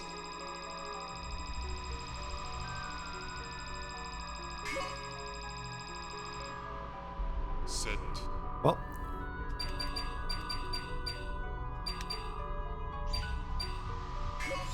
We can't attack first turn, so this first turn is entirely set up. Let's just equip some stuff.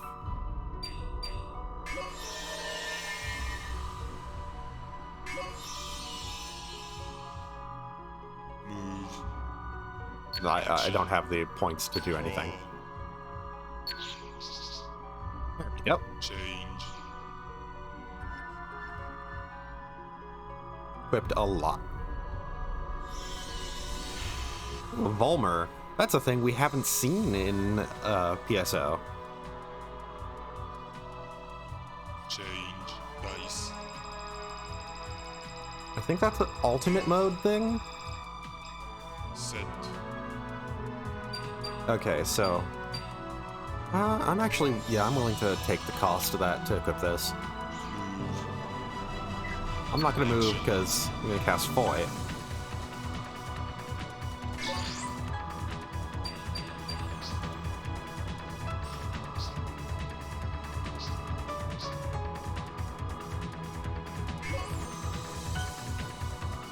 Let's take out the Volmer with the Sparta.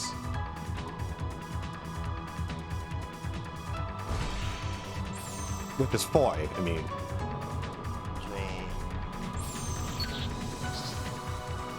Draw. Oh, finally, I drew a mag.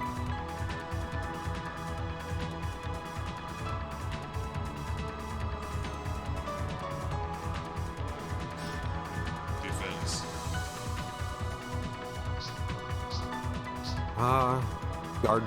Guard's Demolisher, so, but guard.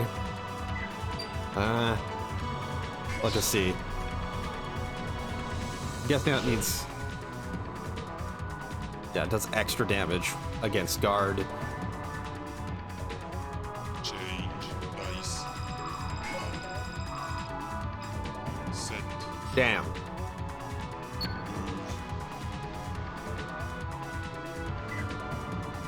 I'm gonna just stay in place, take out the Volmer with a handgun. Defense.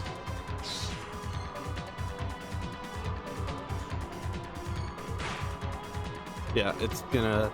That guard is only gonna happen for the first gunshot, though. And now... There we go. Draw. Change.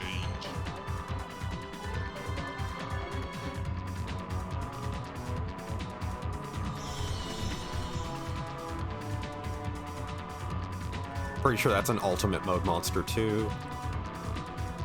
Because all of episode 1's monsters get reskins on ultimate. Set. Well, that's a nice roll.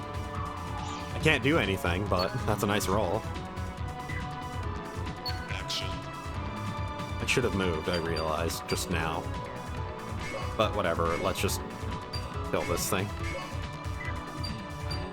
Let's murder the shit out of it. Defense. Death Companion. I like the sounds of that.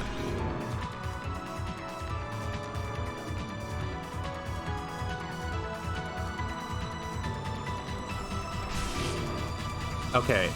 Yeah, it does damage when it dies. Okay. At least it was just to my handgun. Change.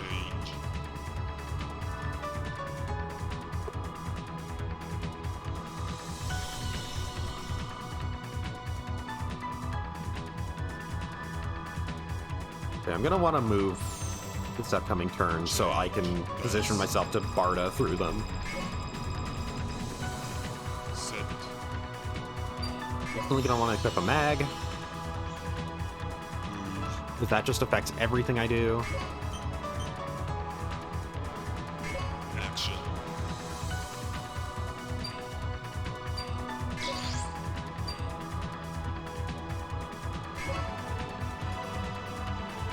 I have to be closer if I wanted this Barda to pierce, though. So let's just take out the Candine. Let's just shoot it. Defense.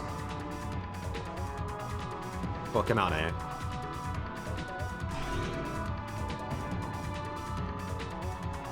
Draw. Change.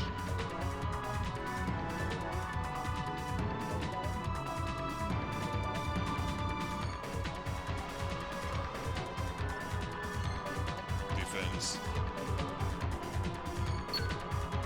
You're definitely moving to try and avoid being lined up for anything. There goes the barrier. Change. Dice. Thankfully, that is the purpose of Set. equipping a barrier. She's right next to me, though, so let's just smack her with Defense. this. Might inflict freeze? Nope. Actually, don't remember the... I don't remember the requirements to inflict freeze.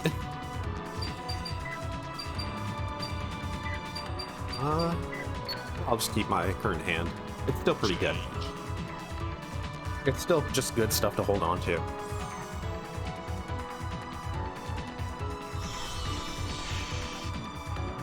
Another Volmer. Defense. So it's gonna just do damage directly to my mag, destroying it. Destroyed my mag, of all things.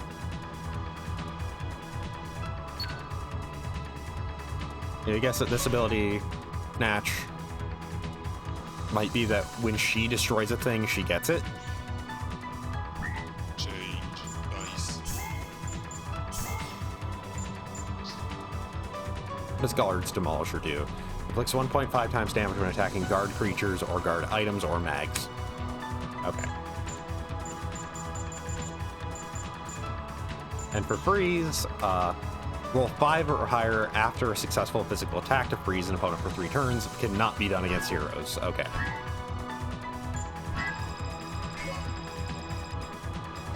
Set.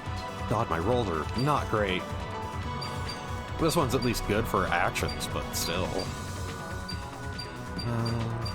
Yeah, I'll equip both. Oh, I guess I can only equip one.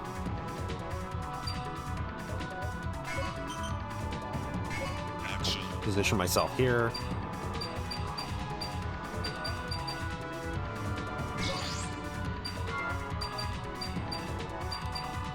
I can attack her twice doing this, though. Okay, the long arm just, yeah, it's just increasing in range.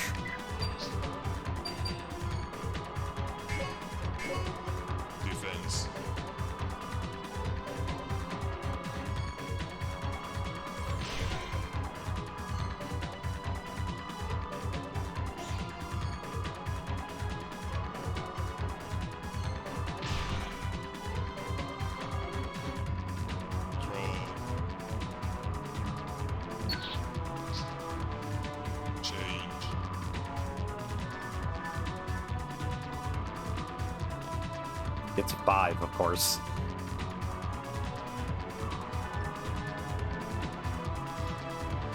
Now I'm boxed in. Defense. Admittedly, admittedly, it's not like I use movement too much.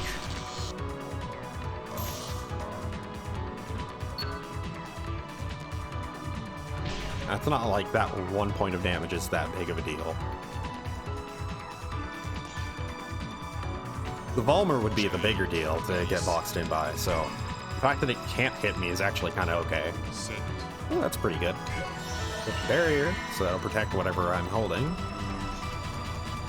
Action. Okay, so let's try and inflict bind when attacking with that. Let's cast Barda through that. Wait. Dang it. Never mind. I should have thought this through a bit better, but whatever. Let's attack with Defense.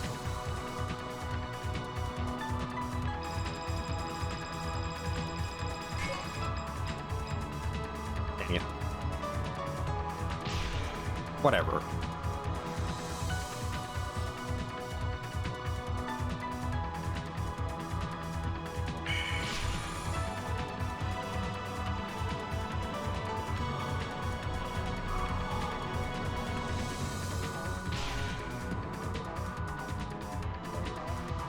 Draw. Change.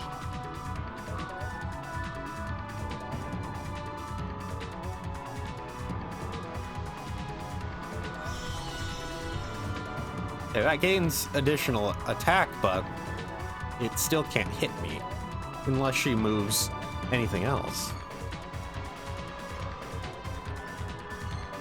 Defense. And the barrier will take it.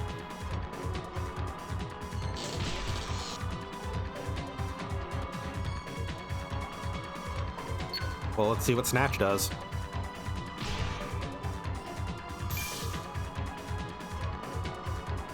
I'd have to presume that she now has that barrier. Set. Yeah, let's equip the cane. Action.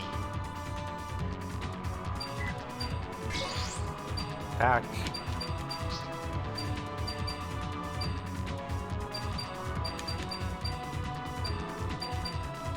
It does have my highest attack modifier. I'm swinging with everything. Defense.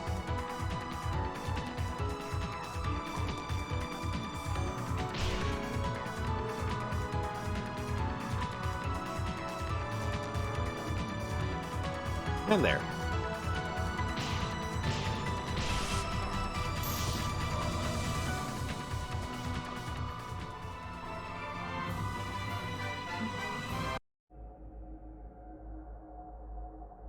I hope that it's not you just get to pick one mission and that's it ever. Like, you're given a selection of 3 and you pick 1.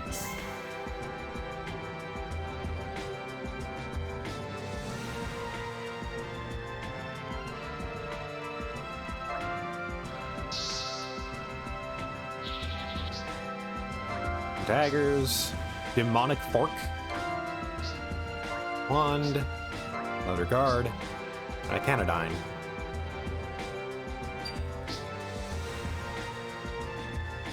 So, force only. Dark half guard. During defense, receive half damage from attacks by dark creatures. That's a lot of health. That's a high cost to use it, but that's a lot of HP. That's going in every force deck. Hold on a minute. Why the heck was Memory there? Now I'm remembering things I'd rather forget. She hasn't changed a single bit. Well, how I can't stand her. How could she go and join the Arcs? How could she? Oh, she's always making people worry about her like this. Viviana. Now to report to the chief, because I've now locked myself out of, like, everything else, apparently.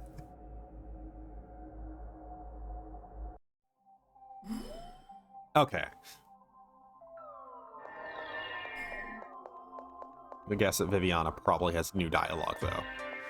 Oh, that...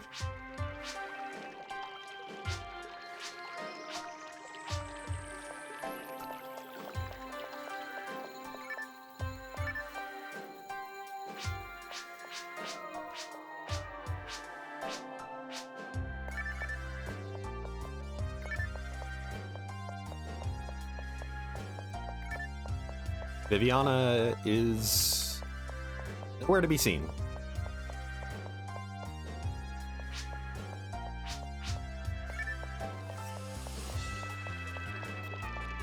Oh, I'm sea level 2. My offline sea level is 2. My online is 1.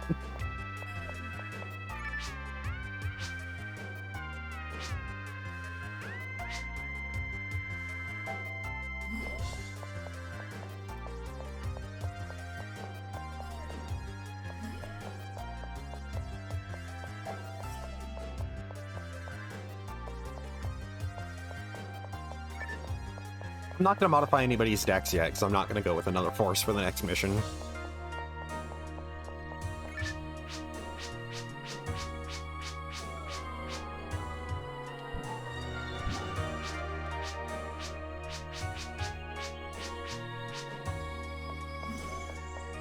Well, let's go the Phantom Shop path.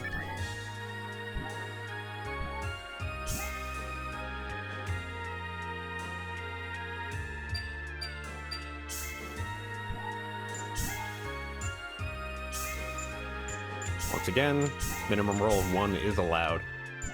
So Enolis has to be in this team. She's controlled by the computer. Let's go with Silver. Yes, did you know about the rumor site called Net5? This week's story was amazing. They say, I'm sorry, I'm getting off topic now. Truth is, my mother is very sick.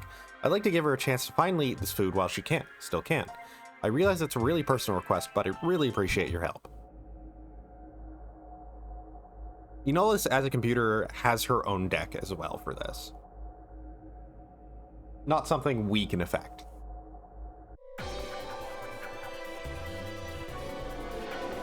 Back to Via Tubus, with a very long field. This is a 2v2.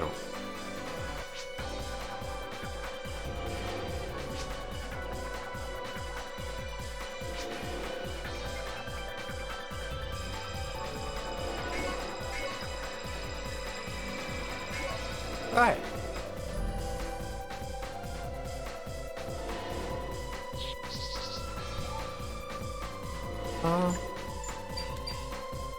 I'll go with this. Start dice.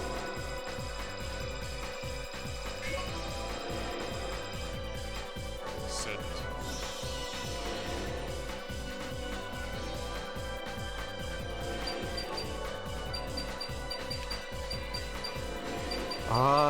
A sword has less health, less TP, but it's multi-hit, so... I'll equip the saber for right now, though. I'll move 1 space forward. Well, I can't do anything else, so I'll move 2 spaces forward, actually.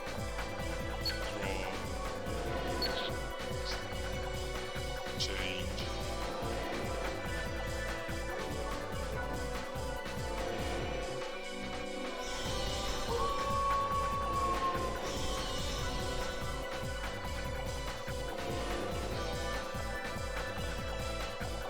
Defense.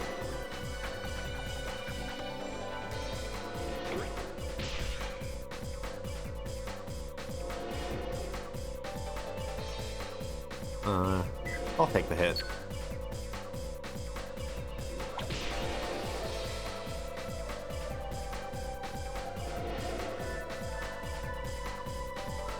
Change dice. Set.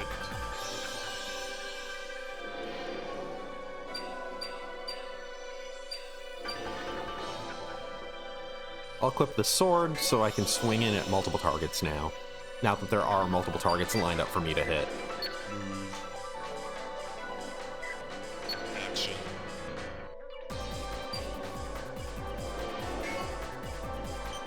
Oh, not lined up, but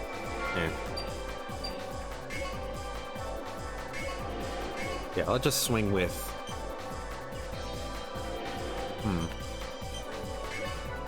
Defense. swing at both anyways. I'm gonna take 2 less damage. Still quite a bit from that saber. Okay, so it's only gonna take 1 from this.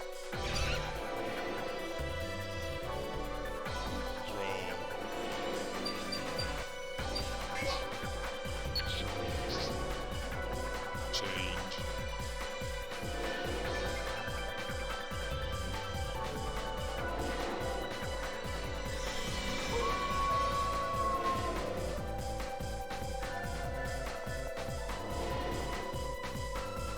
Defense. It's only 1 damage, so.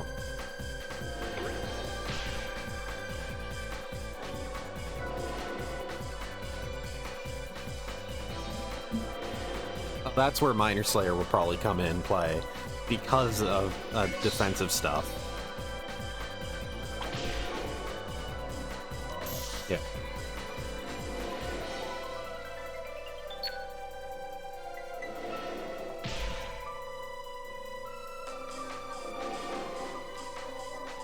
Good lord.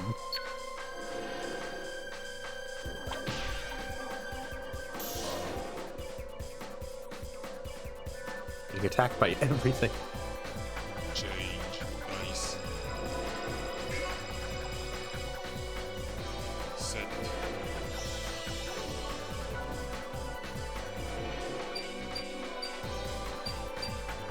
Okay, let's equip a saber again. And a shield so we can attack. Well, a barrier so we can attack. Action.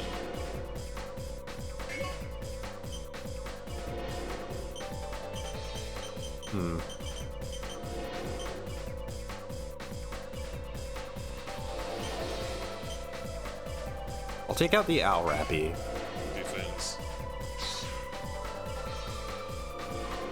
Because, yeah, I kind of thought she was gonna, Inolis was gonna attack the Savage Wolf. Didn't do much, but...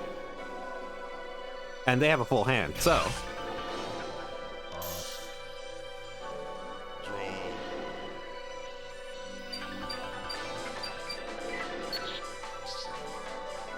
Change.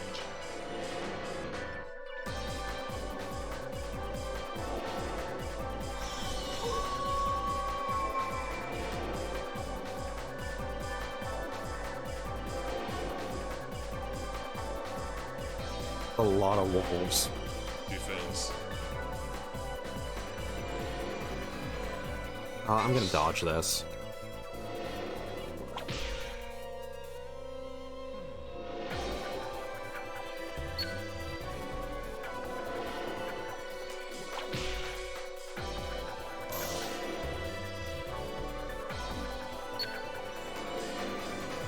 Thankfully, Barbarous Wolf is, like, explicitly pretty low damage by itself. Change. Dice. Oh, God. Oh, thank God. I thought I was gonna get the double 6. Well, double 1. Okay, so I'll equip the sword. And the shield.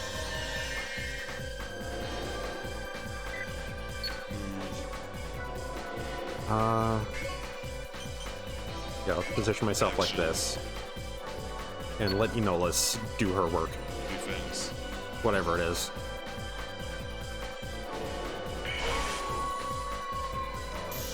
Oh, Draw.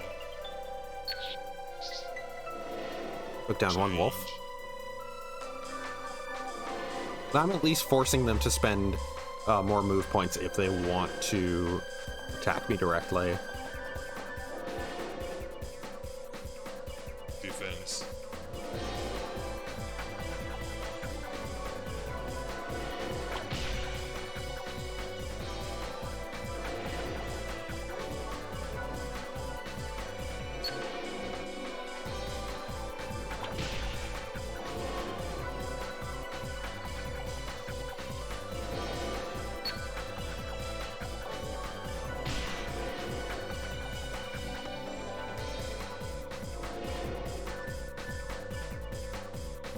Depending on my roll, I might want to move.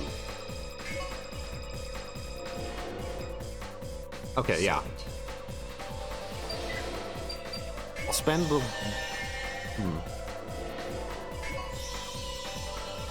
Spend what I have to just move. Here. And I'll just slash... Actually, slash will increase... I'll slash using the saber. And then I'll just sword as well. Defense.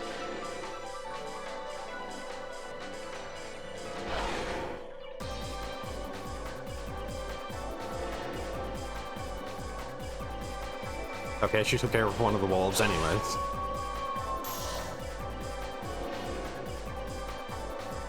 I'm still hitting Laura with both of these though. That's the point.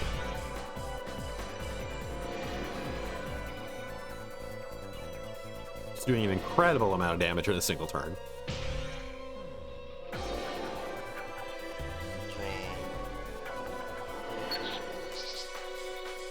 Change.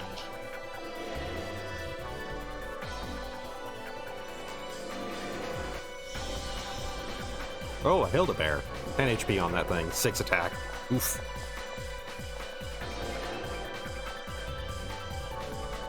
Defense.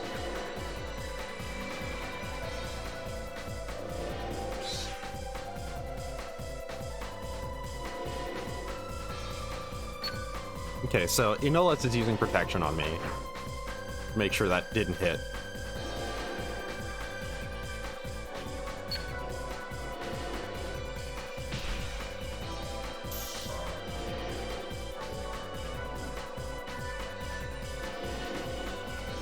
Change. Dice. Set. Okay, so dagger, yeah, double strike, hits the opponent twice with the same attack. Let's equip the dagger and then swing with it. Move. Action.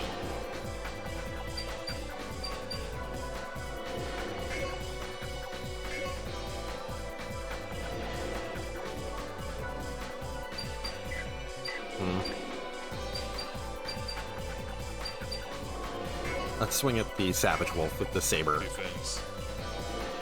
I forgot how much health everything has and how much damage everything does. Oh yeah!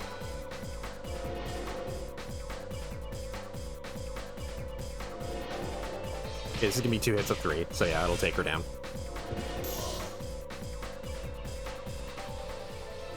Oh, there we go.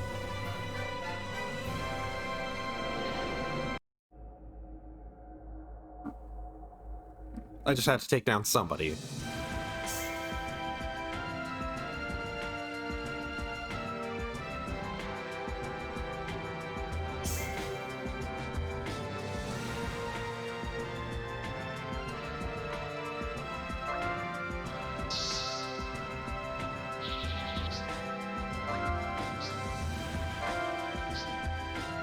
Caduceus.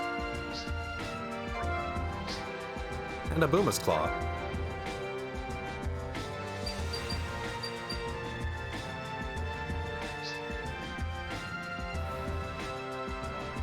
PP power and Dark Slayer on that.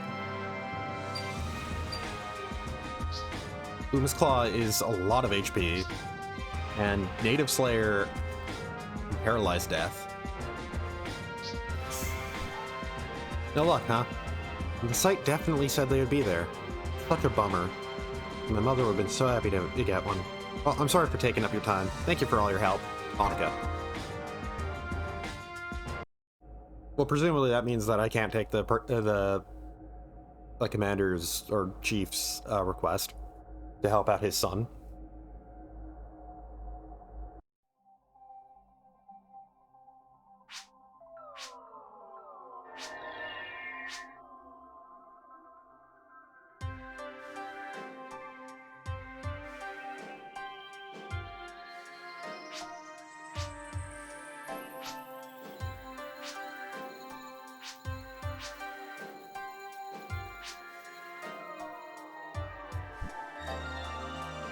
Lighting 2 and repair work 1, and monument watch.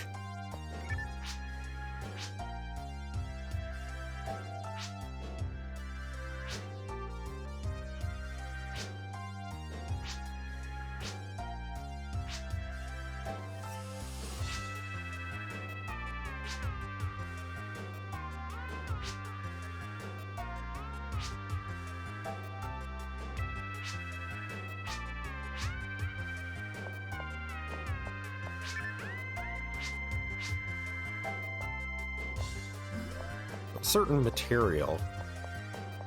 Immediately, I wonder what that would be.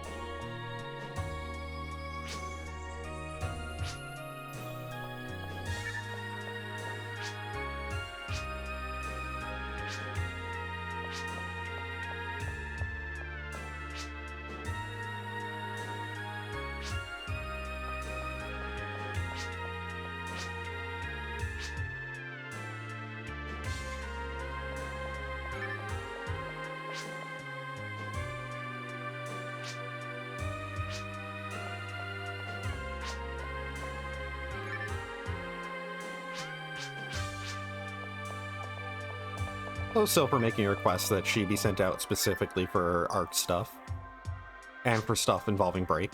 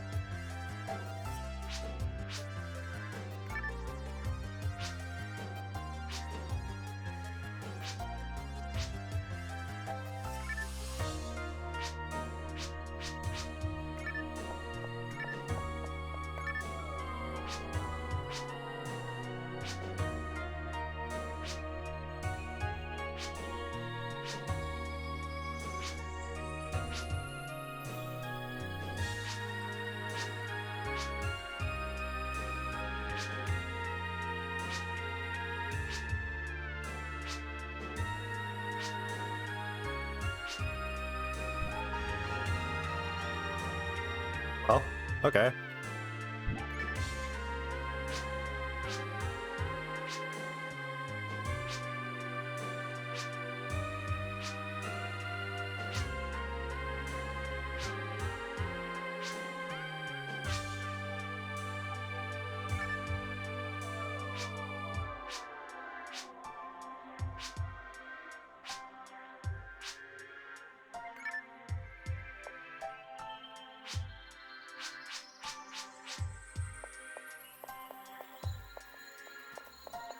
It seems like only 3 characters will pop up between missions.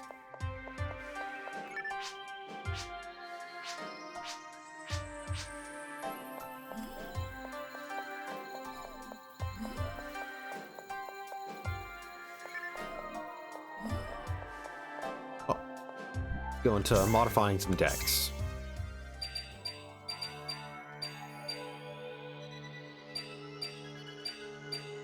We got a Boom-a-Claw, which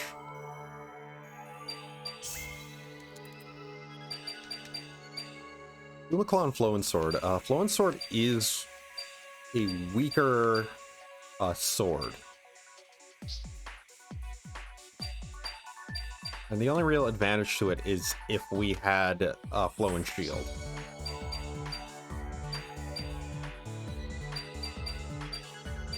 Get rid of the Slicer for the Boomaclaw.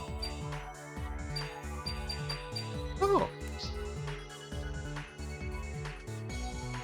Not for humanoids. I think that just means not for humans, specifically. Let's remove one of our shields for the LK-14.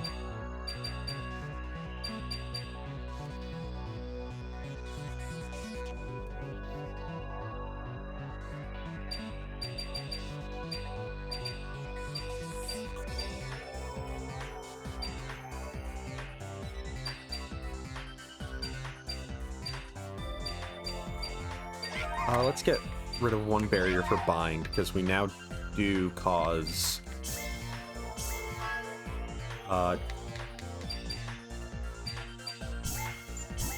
we now do have what's it,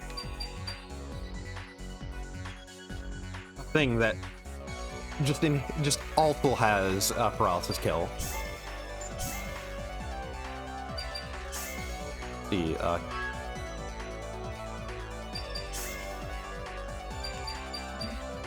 oh, Killer can also equip the Boomaclaw. Wait. Not for humanoid. But she's human. I think that means casts, actually, not for casts.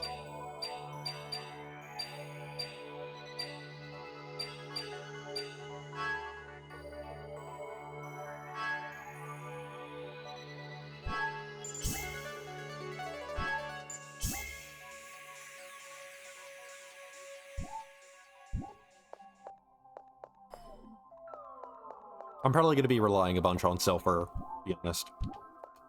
Just because so far she's pretty straightforward high damage.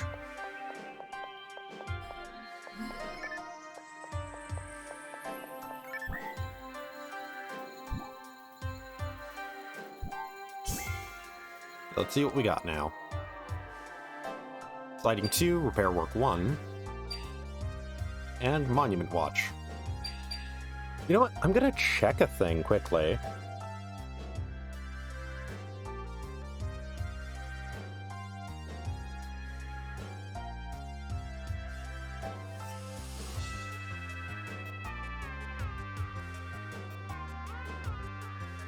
I mainly want to just see, like... Okay, quest flowchart. Hero side flowchart.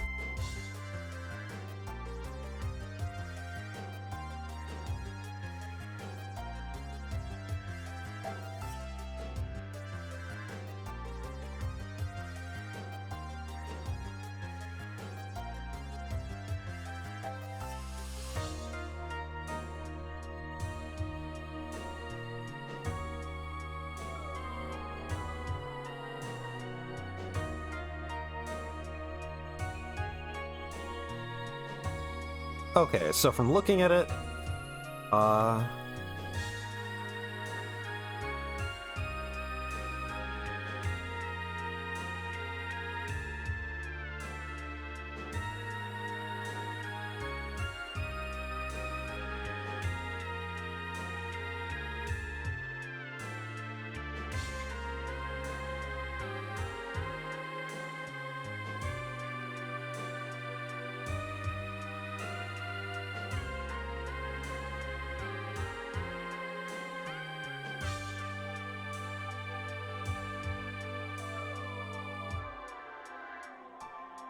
god, this site is using, like, an extremely tiny circle and an asterisk for, like, differences.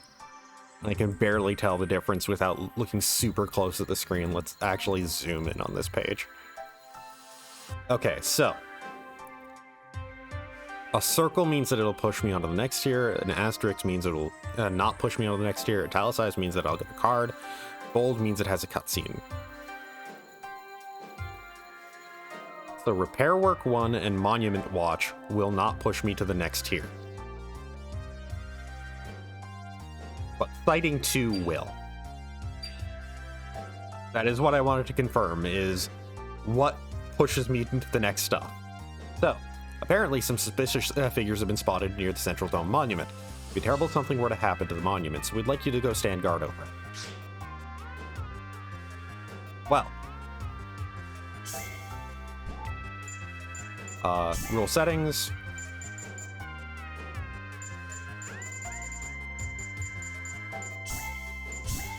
Normal stuff. So we're with Crayons. Enolis wanted us to send her with Crayons. Let's do that. It's a simple task, but we don't want you to go alone. We've already sent one member, Crayons, on ahead. Please work together with him to guard the area. Development Division.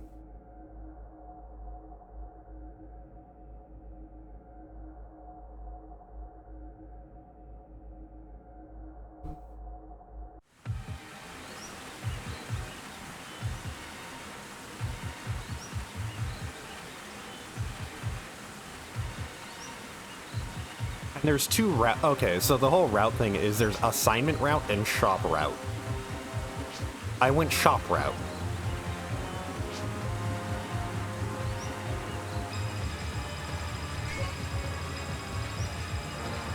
Also, yeah, we now have a remix of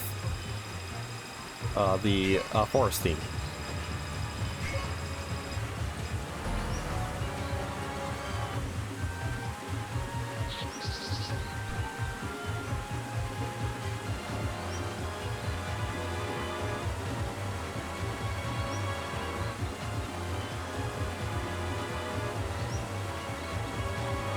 I'm just quickly checking some other stuff.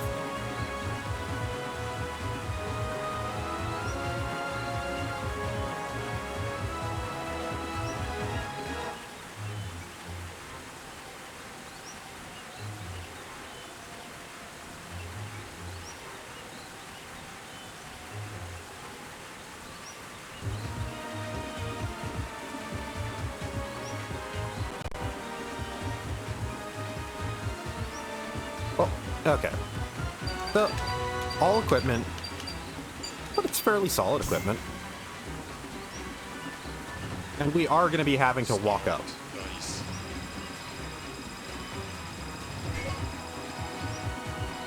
Set.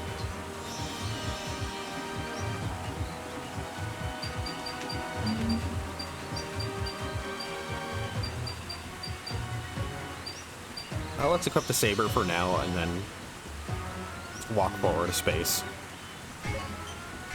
Action. We are very far away from everything.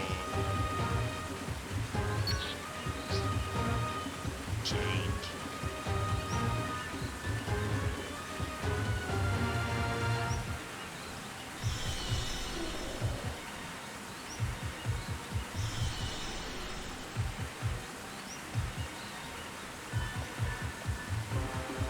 Defense. Yeah, from checking, the routing stuff is just basically you pick there's two routes and that's it. Like per side, there's two routes. Change. Dice. Set. Okay, good. So let's just see.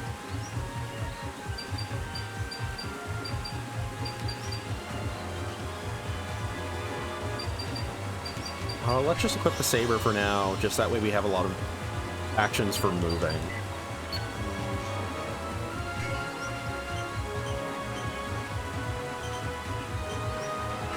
Action. Defense. Oh, you slash, so it's gonna hit both of us too. Oh wait, no. Sorry, Crayons used slash. I got mixed up there. I saw that CPU doing a thing and got confused. I will say the music's been pretty damn good so far. Change.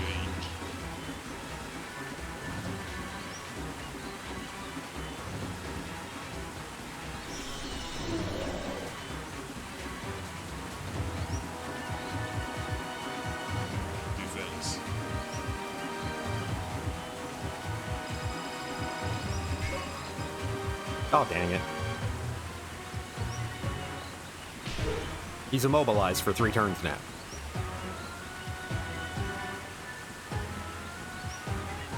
It actually succeeded in inflicting something.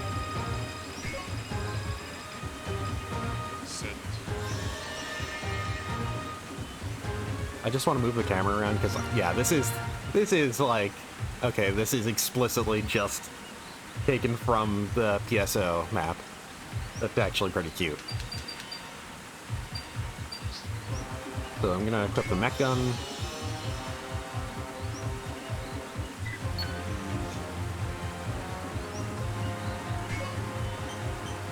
Can get myself surrounded just for a chance to attack. So I'm gonna do that.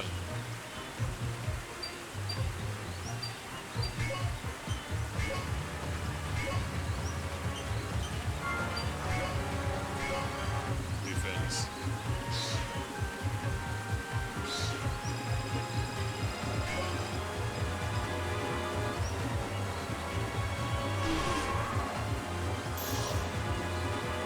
Good thing I did not attack that Gigaboomer. I was thinking of it, but...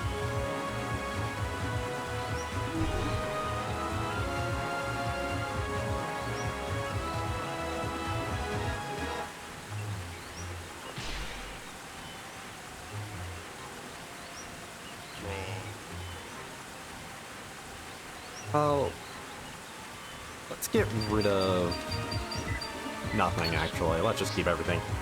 Yeah, there we go. We got Poi.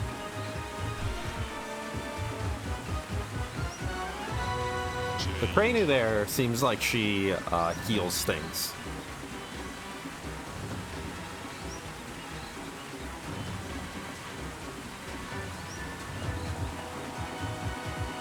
Defense.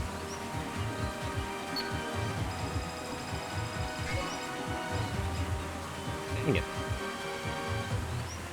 And there also goes my mech gun.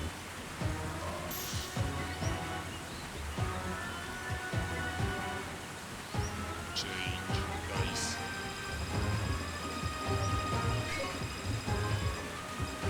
Set. Oh. Such a bad roll. I'm just gonna... Action. Poi with this, and swing with this. Defense.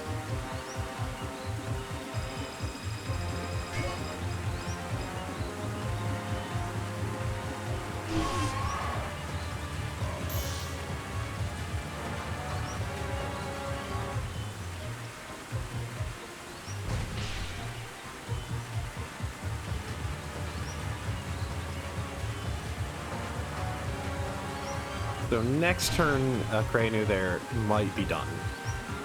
Draw. Change.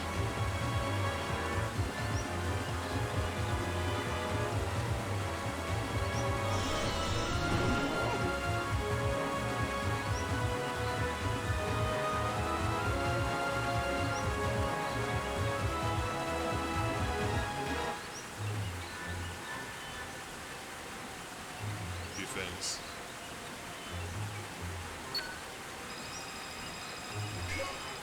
I mean, if I get immobilized, it doesn't even matter anyways.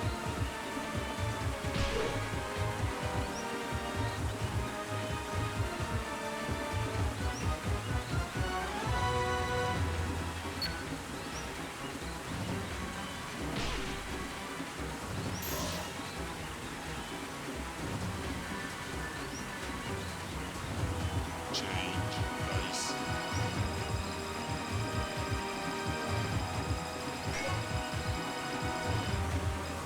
Set. Okay, good.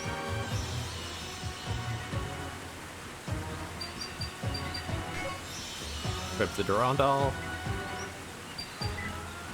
And that should be it. Action. I'll first attack with the Saber. He only has 2 defense dice.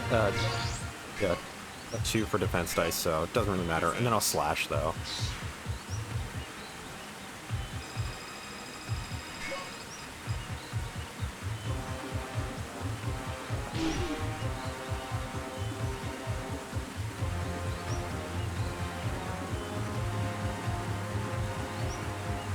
I did both of those just... I did the /2 just in case a defensive action was taken.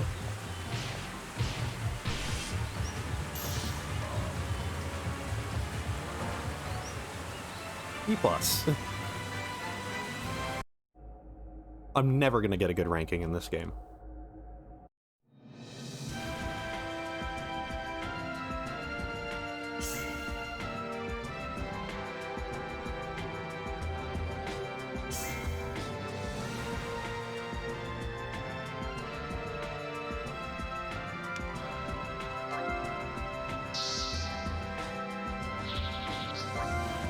Soul Barrier, Custom Ray BOO. Knight, Lodge, and Barber's Wolf. So we're building up things for when we play Dark Side as well. So Soul Barrier, Protector, and Half Guard. Equipping this card limits the opponent to only select guard items. Opponent may select among guard items to attack.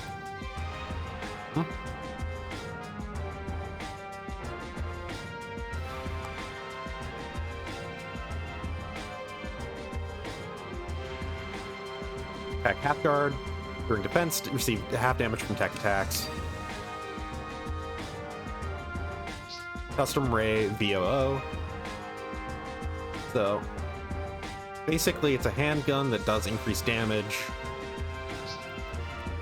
And during battle, this card gains 3 AP if equipped with another custom barrier.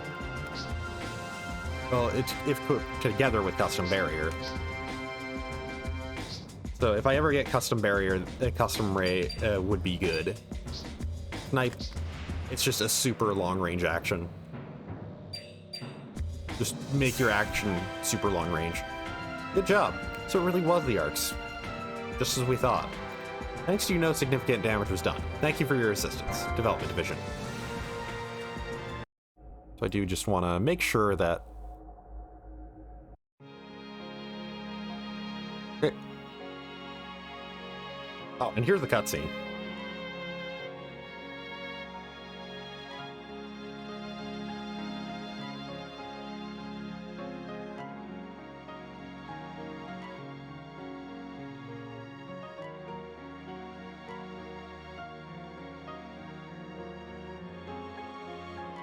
Fossil Find 2 had a cutscene.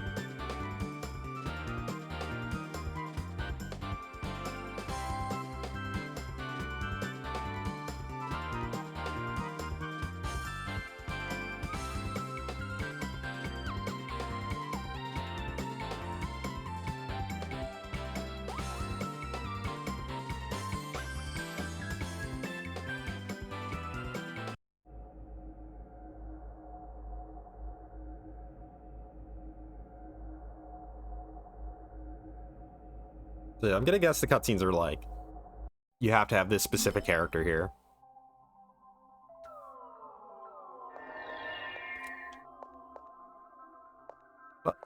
Next up. Oh. Deposits me here instead of... Well, let's see what Enolis has to say. Nothing new.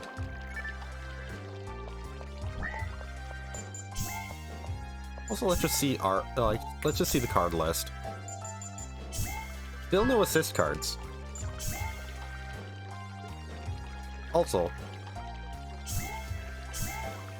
so the Alive Aku battle recovery. This card recovers 1 HP if the battle ends after your attack. EP power. It's actually pretty good from the looks of it.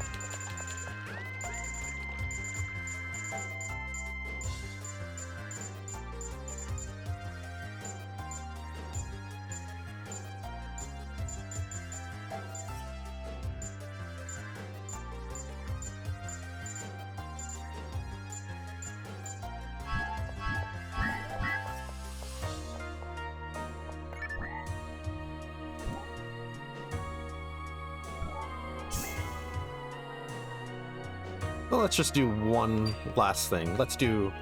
Okay, so repair work will not advance things. Siding 2, well, let's do repair work 1.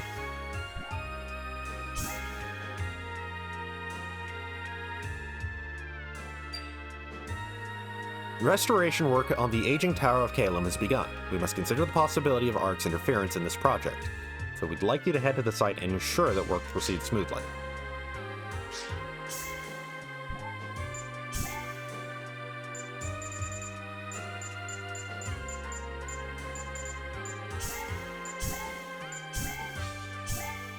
Wait, Endu Ultimate number 1. Go Silver.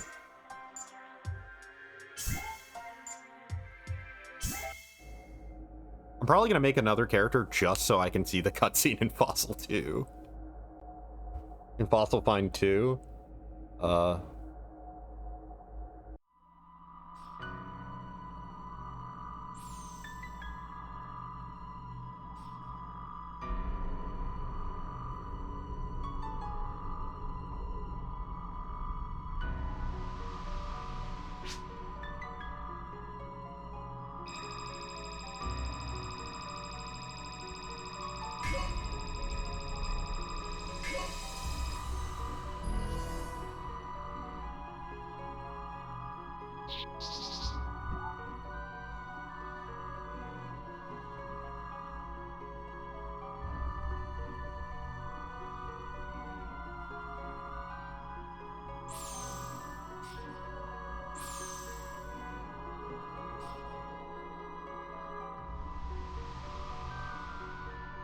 Okay, so... this is pretty okay, actually.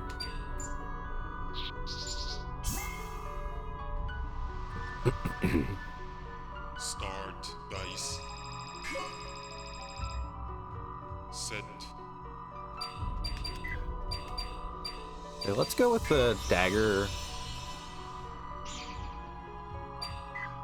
Equip a mag.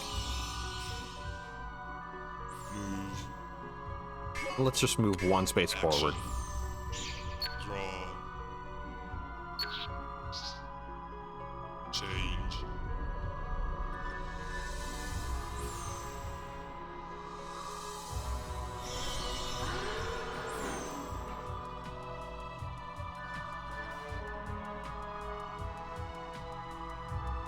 Change dice.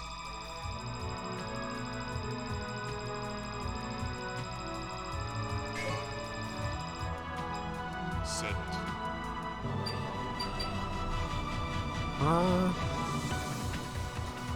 Let's equip this while we have high dice bonus. Move. Just the, we're 2 spaces away. So let's move 1 and then attack with the LKs. Defense. So dodge, so it's going to lower the damage by 2. But we're still doing a ton of damage.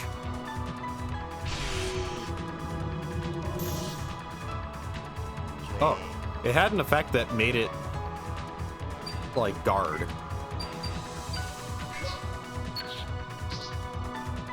Change.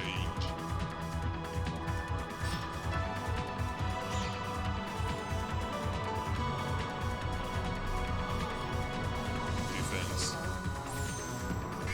I'm gonna guard my mag.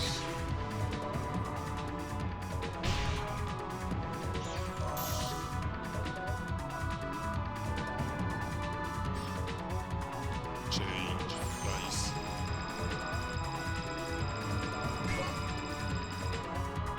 Set. Ooh, very good. Yeah, let's equip the partisan.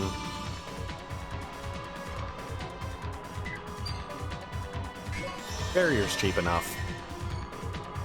Move. Action.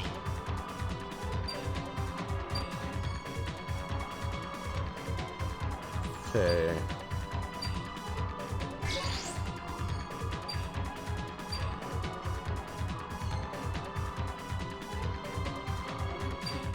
Let's do... Yeah, let's just Well, he has one defense dice, so let's attack with Partisan first and then slash with the LK-14s.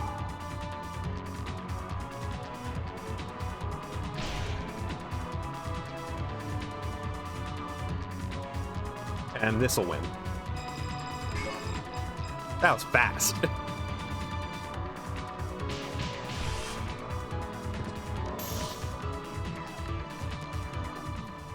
C+.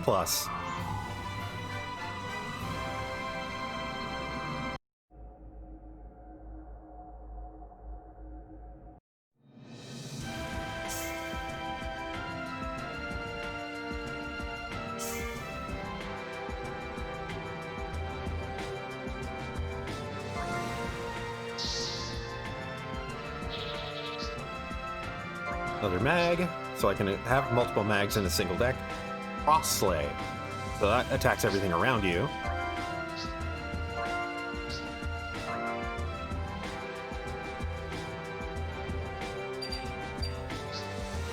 Yeah, it's a multi-hit. It adds 1 point and hits everything around you. We appreciate your hard work. Thanks to you, can safely continue the project. We'll be sure to call on you again when we need your services in the future. Development Division.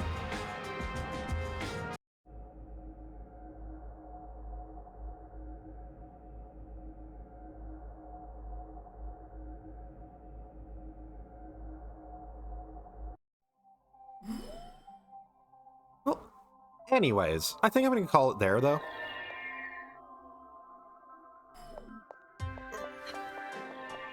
I really hope that for, like, the cutscenes, that because I didn't miss the first one for Silpher, which was, let's see, script for cutscenes, so yeah.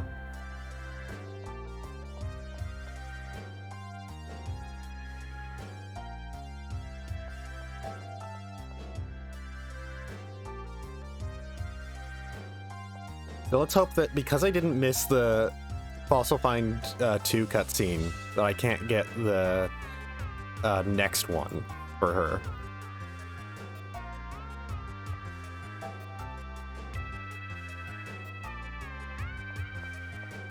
If that is the case, admittedly, this didn't take long enough at all, so I could very quickly get back to this point. I could just, like,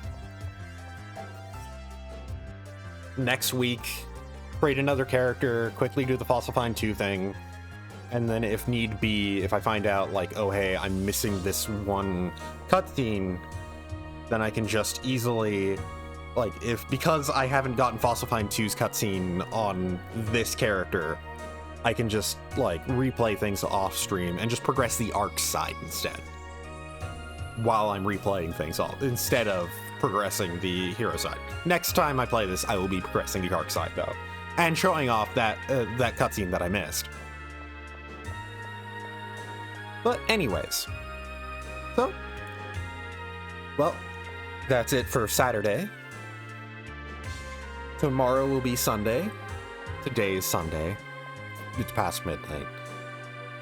So, nothing going on. And then on Monday, we'll be continuing some more Shadow Hearts. I actually don't know how much of that game I have left. I don't know how long Shadow Hearts is. I have heard people say, like, oh, Act 1 is the first half of the game, but admittedly, Act 1 seemed pretty short. And then the other thing next week is going to be finishing up Fear and starting up the expansion packs of Fear.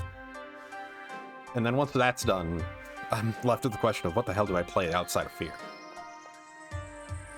But anyways, so as per usual, thanks to everybody who joined in, and catch y'all next time. Okay, my cat showed up.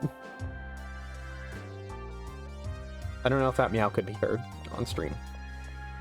Hey, can you meow for the stream? You gotta say goodbye? Are you just gonna whap the microphone? Well, okay then.